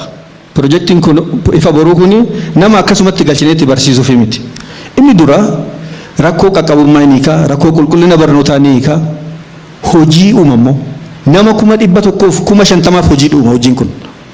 Hamma ammaatitti yoo qorannu amma hojiin piroojeektiin kun maalirra jira kan jennu ani fi kabajamoo obbo Addisuun sadarkaa itti aanaa pirezidantii qindeessan kilaasara hawaasummaa wajjin qorannee jirra. Ijoollee nama 11,014 ol uumee jira hamma ammaa kanatti. Kanaaf taargeetii kana hin gaajennee ilaalla. Inni lammaffaan mootummaan piroojeektii raawwachuu danda'a moo hin danda'u kan jedhu sirriitti kan ittiin of ilaalu jennee jirra. Amma mootummaan kanaan dura kan yaadame piroojeektiin tokko lafarraa harkifataa uummanni itti quufinsa hin qabu. Piroojeektii kanarratti raawwachuu hin dandeenye moo hin dandeenye bara tokkoon mana barumsa 147 hin hundeessinu moo hin hundeessinu dandeettii keenya kan itti madaallu jennee kaane karaa sirriirra deemaa jira. Karaa biraatiin immoo dandeettii kontiraaktaraa biyya kanaa hin cimsinaa. Kontiraaktaroonni amma wal dorgomaa jiru. Konsaltaatota jabaa hin baasnaa jennee ilaalaa jirra. Maaliif mootummaan keenya mootummaa misoomaa waan ta'eef misoomni fuula duras itti fufa waan ta'eef qophiitu ta'aa jira. Amma qophii guddaa humna uummataa jirra. Teekinooloojii teknoolojii ceesisuu. Duraan halkan kan hojjetu chaayinaa qofa. Oda suura irratti sinifan argisiisa halkan hojjechuun jalqabamee jira biyya kanatti. Halkan hojjechuun jalqabamee jira. Piroojeektii saayitii 107 amma haaraa hojjetamaa jirurraa warri gorsitoota teknooloojiidhaan achitti guyyaa guyyaan hojii hojjetamu gabaasuu jalqabanii jiru. Egaa piroojeektiin ifa boruu gaafa beeksisnu kana ture yoo kana beeksisnu miidiyaa nu argisiisnu hojii siyaasatiin hojjettan nuun jechaa turan. Hin sobduu jedhan. Nuti garuu hin sobnu waan dubbannu hin hojjenna akkanatti beeksisaa turre. Egaa hamma piroojeektiin kun deeme isinii kaaseen jira suura irratti ilaaltan kun halkan hojjetamu ilaala. Halkan ibsanii hojjechuun jalqabamee jira biyya kana keessatti. Aadaan hojii jijjiiramaa jira. Piroojeektiin ifa boruu hojii jijjiiraa jira. Kun amma kan laaltan suuraan kun piroojeektii baatii 2 dura jalqabame. Daree barnootaati kun sadarkaa kanarra ga'ee jira. Laala piroojeektiin kun akkamitti akka hojjetamaa jiru. Piroojeektiin ifa boruu kun daree barnootaa duratti diizaayinii keessatti ilaalaa turtanii xumuramaa jira akkuma laaltan. Akkanatti saffisaan deemaa jira.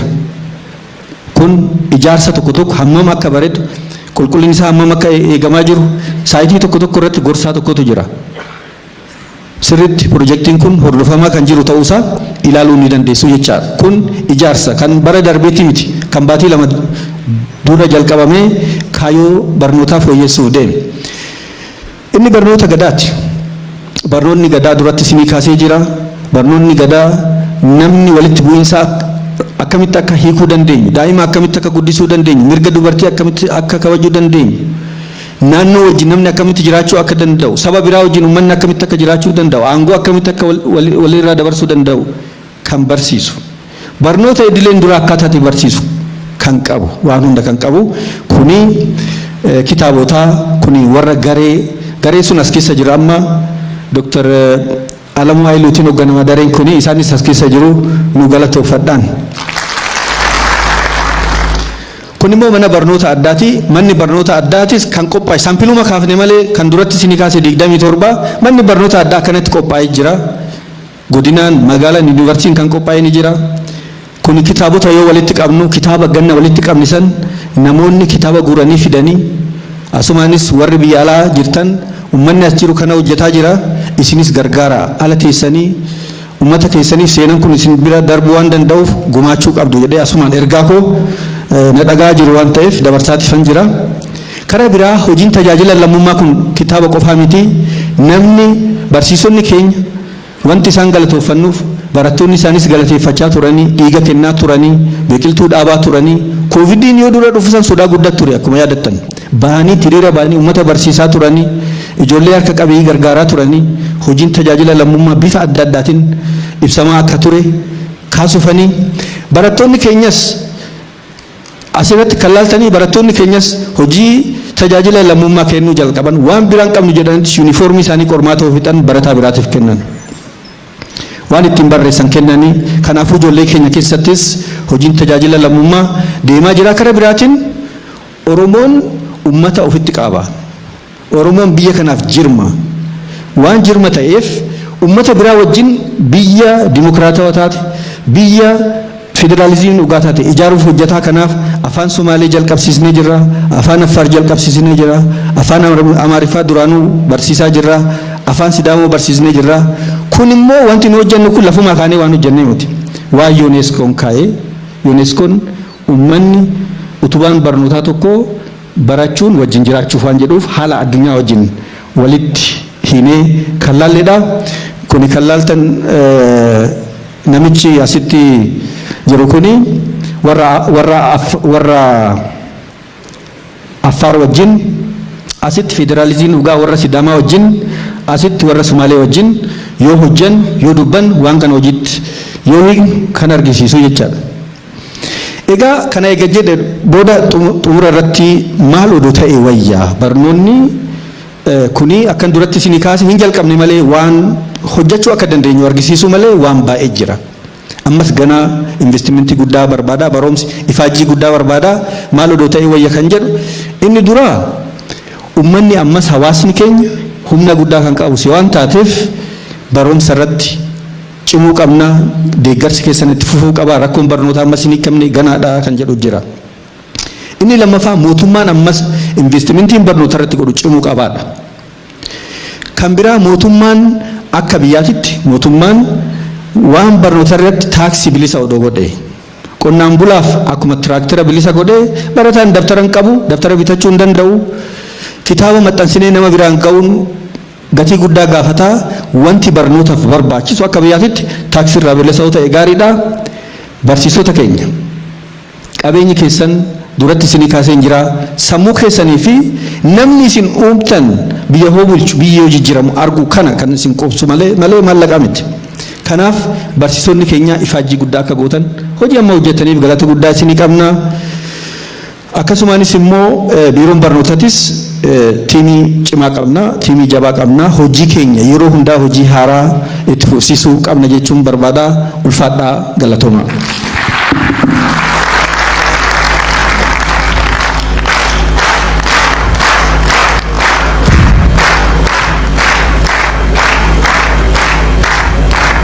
Dr. Tola Bariso guddaa galateeffannaa.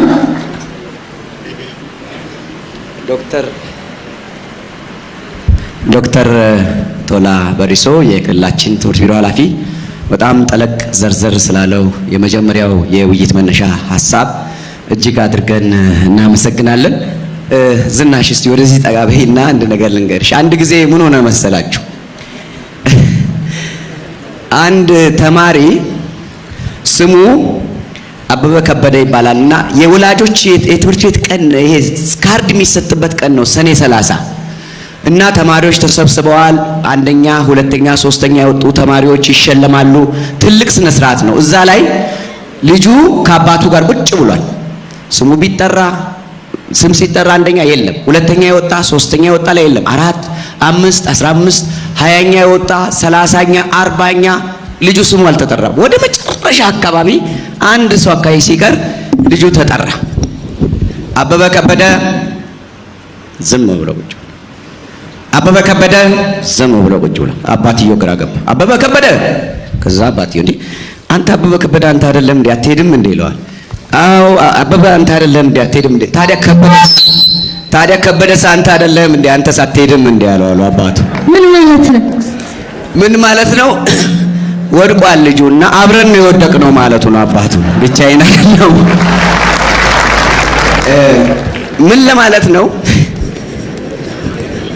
ትምህርት ሲወድቅ ሁሉም ነገር ነው የሚወድቅ፣ የሚተርፍ ነገር የለም። አሁን ያለንበት ውጥንቅጥ በሙሉ የትምህርት ውድቀት ያመጣብን ጣጣ ነው። ይህንን ለማረም ነው የገዳ ስርዓት የኛው ዕውቀት ቢሞከር ብለን ያመጣ ነው። እባካችሁ ይሄ ትልቅ እርምጃ ነው ብዬ ነው በግሌ ወስደውና የምዕራባውያኑን የትምህርት ስርዓት መንገድ ላይ ጥሎን አይተናል። በራሳችን ኢንዲጂነስ ናውሌጅ ወይም በራሳችን ዕውቀት ደግሞ አዲስ ጉዞ እንጀምራለን። የኦሮሚያ የትምህርት ትንሳኤ፣ የኢትዮጵያ የትምህርት ትንሳኤ። ጳውሎስ barsiisaa waan ta'eef waa'een barnootaa kun sirriitti isaa gala? አዎ አስተማሪ ነኝ፣ መምህር ነኝ። እውነት ነው። Rakkoo amma jedhame kana furuudhaaf biiroon barnoota Oromiyaa mootummaan naannoo Oromiyaa hojiilee jajjaboo hojjechaati kan inni jiru. Ittaan sun immoo kan dhiyaatu akkuma duratti jedhame piroojektota garaagaraa keessumaa manneen barnootaa 100 akkasumas immoo kan bultii sanaa torba kan ijaaramanii fi kanneen kana fakkaataniif dhimmicha irratti kan xiyyeeffatu waraqaa qo'annooti dhiyaata. Kanaafuu obbo Bultoosaa Hirkoo ogeessadha biiroo barnoota Oromiyaatti isaaniin kabaja guddaa gara waltajjiitti affeerra. አቶ ቡልቶሳ ህርኮ ወደዚህ መጥተው ስለ አዳዲስ የትምህርት ስራ አሰራሮች፣ መመሪያዎች ማብራሪያ ይሰጡናል። እንግዲህ እንደ ስማቸው ነው፣ በትምህርት ነው እንግዲህ ትንሽ የምንደገፈውና እናመሰግናለን።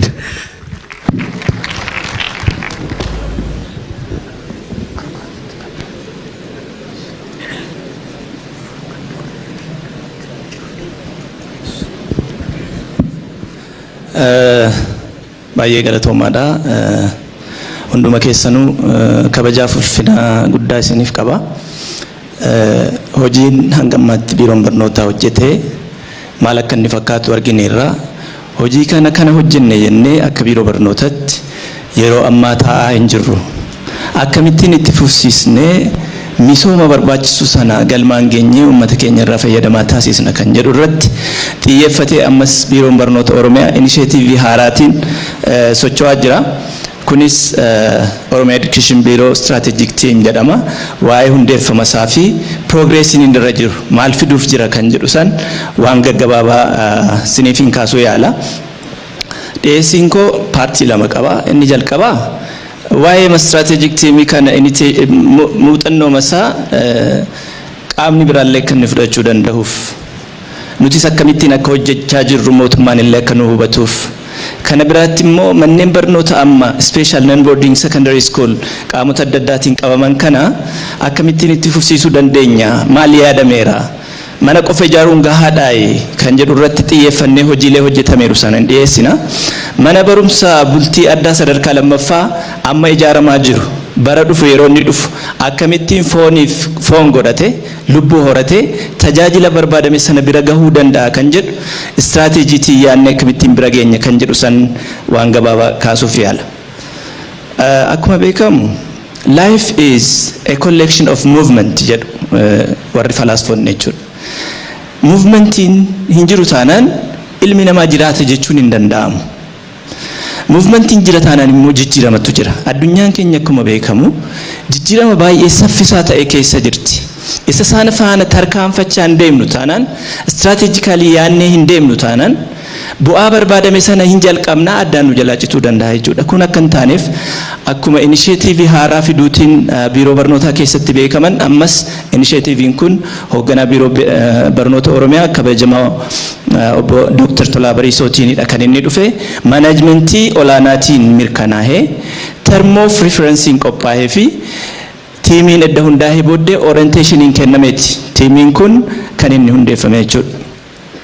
So tiimiin kun yeroo hojiitti seenu action plaanii term of reference kan iddoo sadiitti qooduudhaan kan inni qopheeffate. Inni jalqabaa manneen barnoota initiative haaraa kana akkamittiin hundeessine akkamittiin hoogganuu dandeenya gara fuulduraatti akkamitti itti fufuu danda'a kan jedhu laalle kan lammataatti immoo harka keenya irra hojiileen jiru isaan kan akkasumatti qabannee karuma baramne deemnee fagoo deemuun hin danda'amu waan ta'eef isaan kan akkamittiin ilaalle like cybernetics theory jedhu faranjoon self regulating mechanism ufumaa uf ilaalee uf haaromsaa ajjeesuuf gocha haalatti deemuu danda'u siistama sana establish goone maal ilaalla jenne feesii lammaffaarratti barnoota idileen duraa yookiin barnoota sadarkaa tokkoffaan duraa barnoota ga'eessotaa keenya barnoota naannoo horsiisee bulaa barnoota fedhii addaa kolleejjota keenyaa fi hujmaatuma biiroo keenyaa humna qabnu kana akkamitti more coordinate goone bu'aa caaluuf qopheessinee tajaajila nurraa eegamuu fi mishinii nu kenname sana galmaan geenye guddina biyyi keenya barbaaddu sana bira geenye isa jedhu san akkaataa kanaatiin karoorfanne jechuudha. Akkamitti wanta kana raawwanne isa jedhu inni jalqabaa experience biyyoota adda addaa sakattaan literature keessaa jechuudha. Sanatti aansee biyya keenya keessa seenne yeroo hankeenya immoo yeroo laallu qabatamaatiin Finfinnee mana barumsa bultii addaa banee jira isa ilaallee jirra. Aqaaqii Adventist yeroo dheeraa barattoota bulchuutiin garii immoo deddeebisuutiin barsiisuu irratti muuxannoo olaanaa qaba isa ilaalleerra. Risoorsii keenya guddaa kan ta'e mana barumsa bultii addaa waldaa misooma Oromiyaa kan magaalaa Adaamaa keessa jiru inni risoorsii keenya guddaadha isa ilaalleerra. Mana barumsa dhuunfaa Excel Academy jedhamu magaalaa Adaamaa keessatti mana barumsa barattoota ciccimoo baasuutiin beekamu maal hojjetanii jarri kun waan sana fidan isa jedhu ilaalleerra. Cambridge Academy kan jedhamu immoo sirna barnoota biyya alaatiin kan hojjetu magaalaa Finfinnee keessatti dhaqnee argineerra. By the way, Dr. Gammachiis Dastaa abbaa qabeenya kana qaamaan argannee dubbisne isaanis kanaaf gumaachuuf even barsiistota nu leenjisuudhaaf muuxannoo isaanii nu dabarsuudhaaf isaanillee waadaa seenaniiru as qofatti hin dhaabbanne. Mana barumsa bultii addaa bakka adda addaa kan qabanii jiru fakkeenyaaf Haadis Alamaayyoo Foundation kan jedhamu naannoo Amaaraa keessatti magaalaa Dabra Maarqoositti kan hojjechaa jiru jira. Isa sana kan hoogganan His Excellency Dr. Sintaayyoo fi Dr. Antene kan jedhaman isaaniin arganne Dr. Atnaafoo Amiin isaaniin arganne isaaniin mariisisne akkamittiin establish gootan maaltu sin mudate rakkoon keessan maali ciminni keessan maali isa jedhu isaanirraa baranneerra. Yuunivarsiitii Saayinsiif Teekinooloojii Adaamaa innis kan keenya dhaqnee isaanoo barattoota yeroo akkomodeet godhan rakkoo maaltu isaan mudate ciminni maaltu jira naannoo sanatti waan ta'u yoo sadarkaan isaallee tokko ta'uu baate waan walitti dhufu waan jiruuf isa kanallee ilaalameera jechuudha.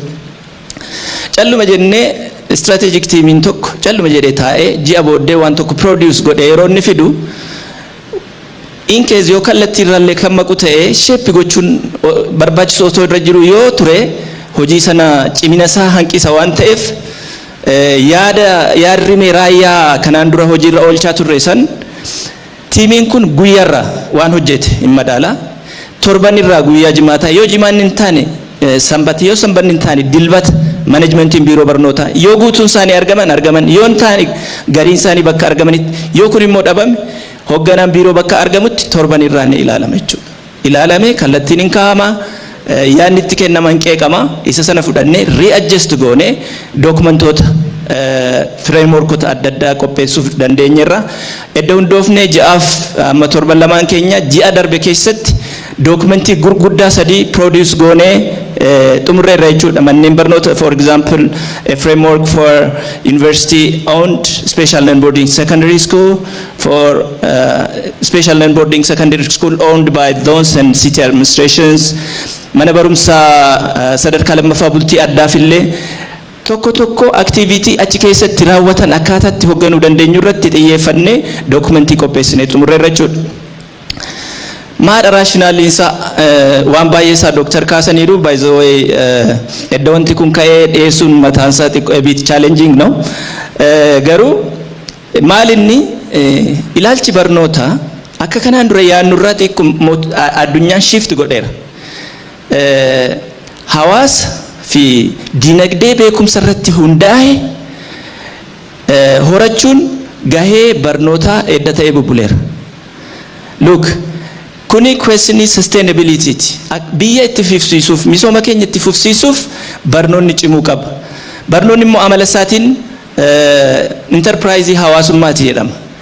Enterprise hawaasummaa yoo ta'e immoo kan qaama tokko miti qaama adda addaa hirmaachisuu qabna. That's why we collaborate with universities. Zoonii fi bulchiinsota magaalaa faana kan nuti collaborate goone kanaaf partnership baay'ee qabna. Barnoota irratti kan hojjetan gara 171 kan ta'an partnership qabna. Isaan kana faana hojjenna. Isaan faana responsibility share goone.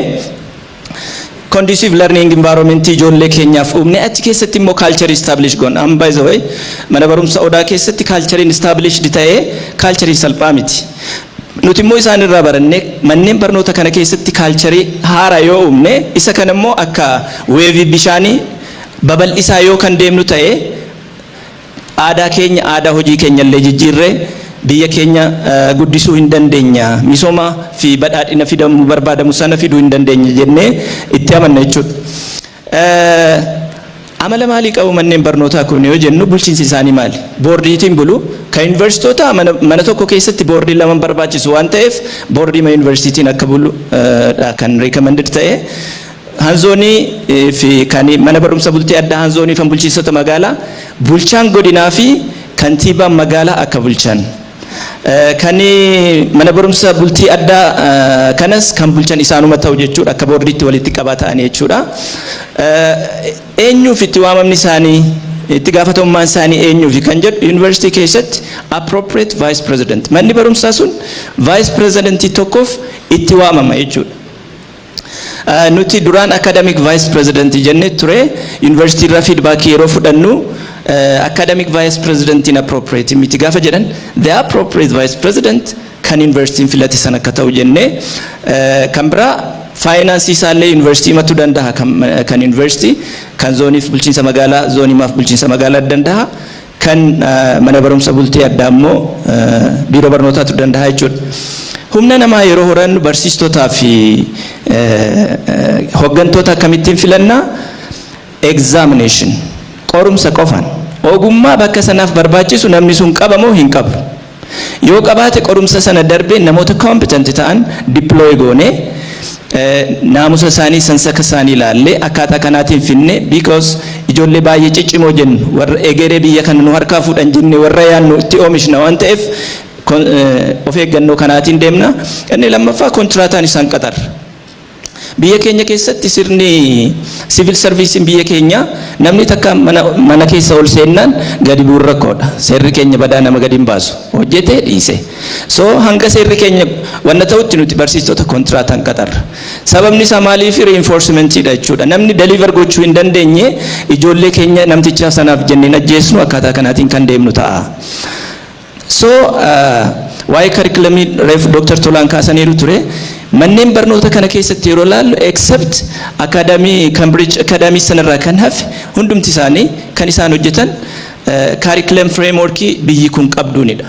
Maal godhanii modify godhanii itti fayyadaman. Nuti isaanuma recommend goone manneen barnoota experience fooyyessuu qaban keessa mana barumsa bultii addaa fi mana barumsa Excel sadarkaa lammaffaa isaan irraa barsiisota jeccimoo barsiistonni kun by the way university barsiisuutiinis experience qabu isaaniin keessaa filanne isaan orientation kennine akkamittiin sirna barnootaa kan nu bocuu danda'u nu bocoo osoo hin ta'in akkamittiin enrich gochuu danda'u kan jedhu irratti walii gallee chapterii jalqabbaa guyyaa kaleessatti deliver godhaniiru jechuudha across every subject.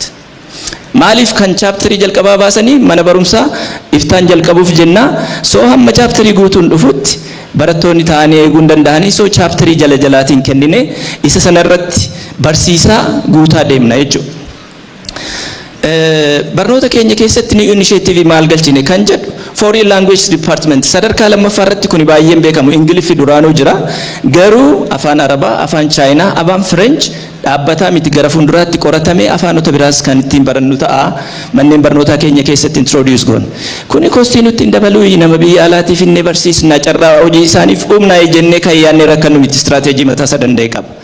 Biyyoonni gurguddatan kun nurratti as faca'anii biizines sentarii isaanii gatii taaneef afaan isaanii nu barsiisuu barbaadu isaan duraanu opportunity kanatti fayyadamne afaan isaanii barree nuti immoo carraa hojii keenya isaan irratti babal'ifachuuf akkaataa kanaatiin design goone jechuudha. Waan haaraan dabalame extra co-curricular department.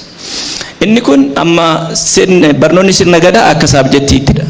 Kanarraa hafe sadarkaa lammaffaatti immoo indigenous knowledge.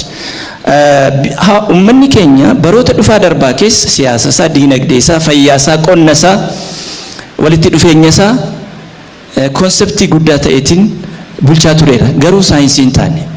Nuti amma leadership yoo fudhanne transformational leadership, servant leadership, ethical leadership jenne theory konseptii baay'ee biyya alaarraa guurreetti rakkachaa jirra. Otoo gada leadership jennee wanta kana itti fayyadamne biyyoota addunyaafiyyu waan qoricha ta'u as keessaan dhabamu. So ijoollee kana yoo kana kan barsiisnu ta'e ijoolleen kun brilliant jenneerra egeree wanta kana qoratanii addunyaafuu kan gumaachuu danda'an ta'u jennee yaanna. Kana biraatiin amma biyya addunyaa gara tokkootti deemaa jirti kaalchariinsaa kaalchariin liqinfamaa jira. Nuti immoo as kanatti aadaa keenya afaan keenya keessatti barsiisnee at keessatti sustain gochuudhaaf kan karoorfame. The other point is vocational guidance and career counseling. Kuni akka biyya keenyaatti hin jiru biyyoota guddatan keessa kuni jira. Nu sadarkaa lammaffaa keessatti maaliif kana jalqabuun nu barbaachise amma osuman assessmentii homaa otoo hin gaggeessin namni harki caalaan as keessa jiru carraamaan iddoo hojjennu sana kan jirru natti fakkaata. Sababni isaa yuunivarsiitii yoo galle carraadha, dipaartimentii yeroo filannu carraadha. Malee namoonni fedhii isaanii fi dandeettii isaaniitiin ilaalamanii haallitti kallattii qabatanii hin jiru. Nuti immoo kana kutaa 9 irraa kaasne at least ijoollee keenya akkaataa gahumsa isaaniitiin kallattii qabsiisne yoo deemne moor bu'aa qabeessa taana kan jedhu sana kaasuuf. Approach kamiitiin barsiisna new approach maal finne kan jedhu we will create linkage with industries.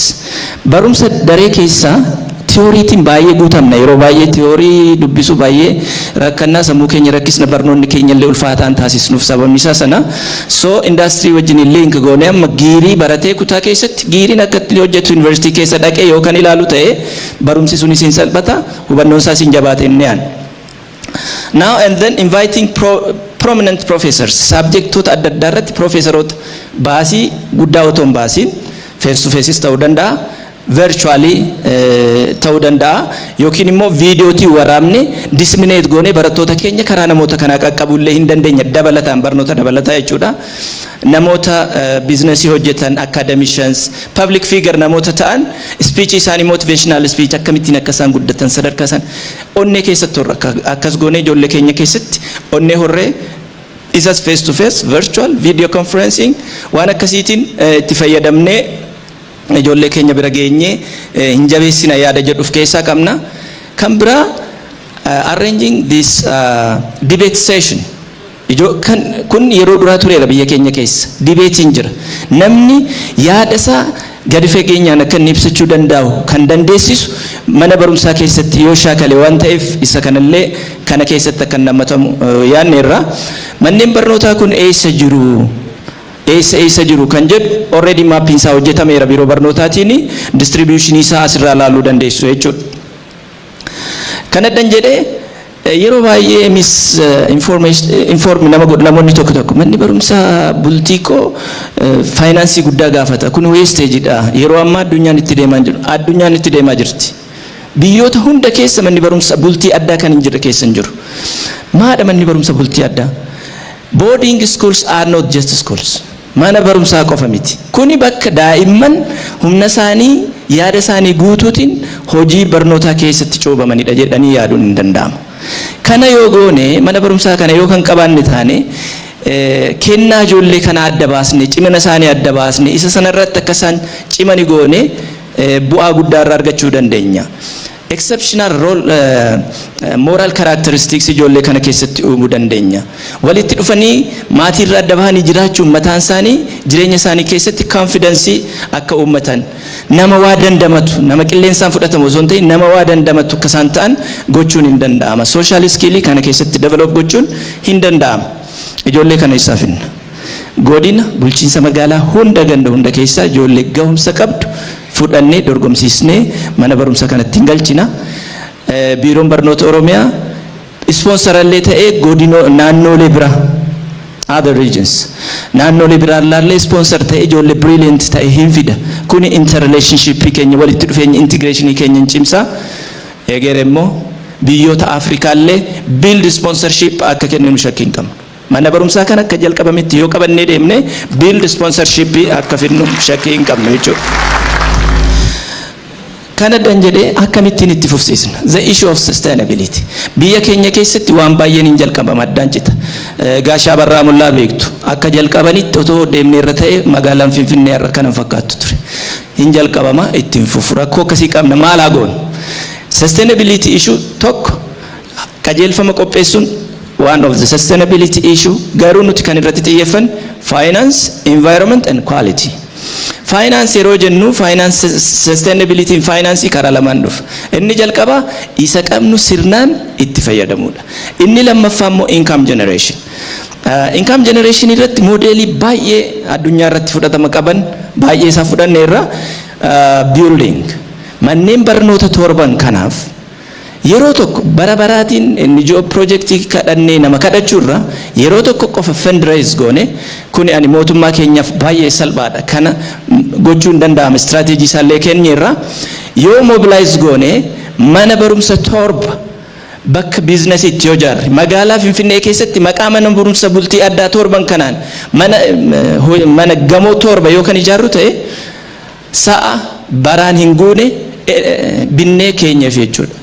So sanarraa manneen barnootaa sun itti fufiinsa isaaniin mirkanaa'a. Kan biraan lafa. Waa'ee lafa akkamidha yeroo lafni ka'u akka nuti waan lafa hin qabnetti Oromiyaan mana barumsa kanaaf miti kan biraafu kan ga'u qabdi.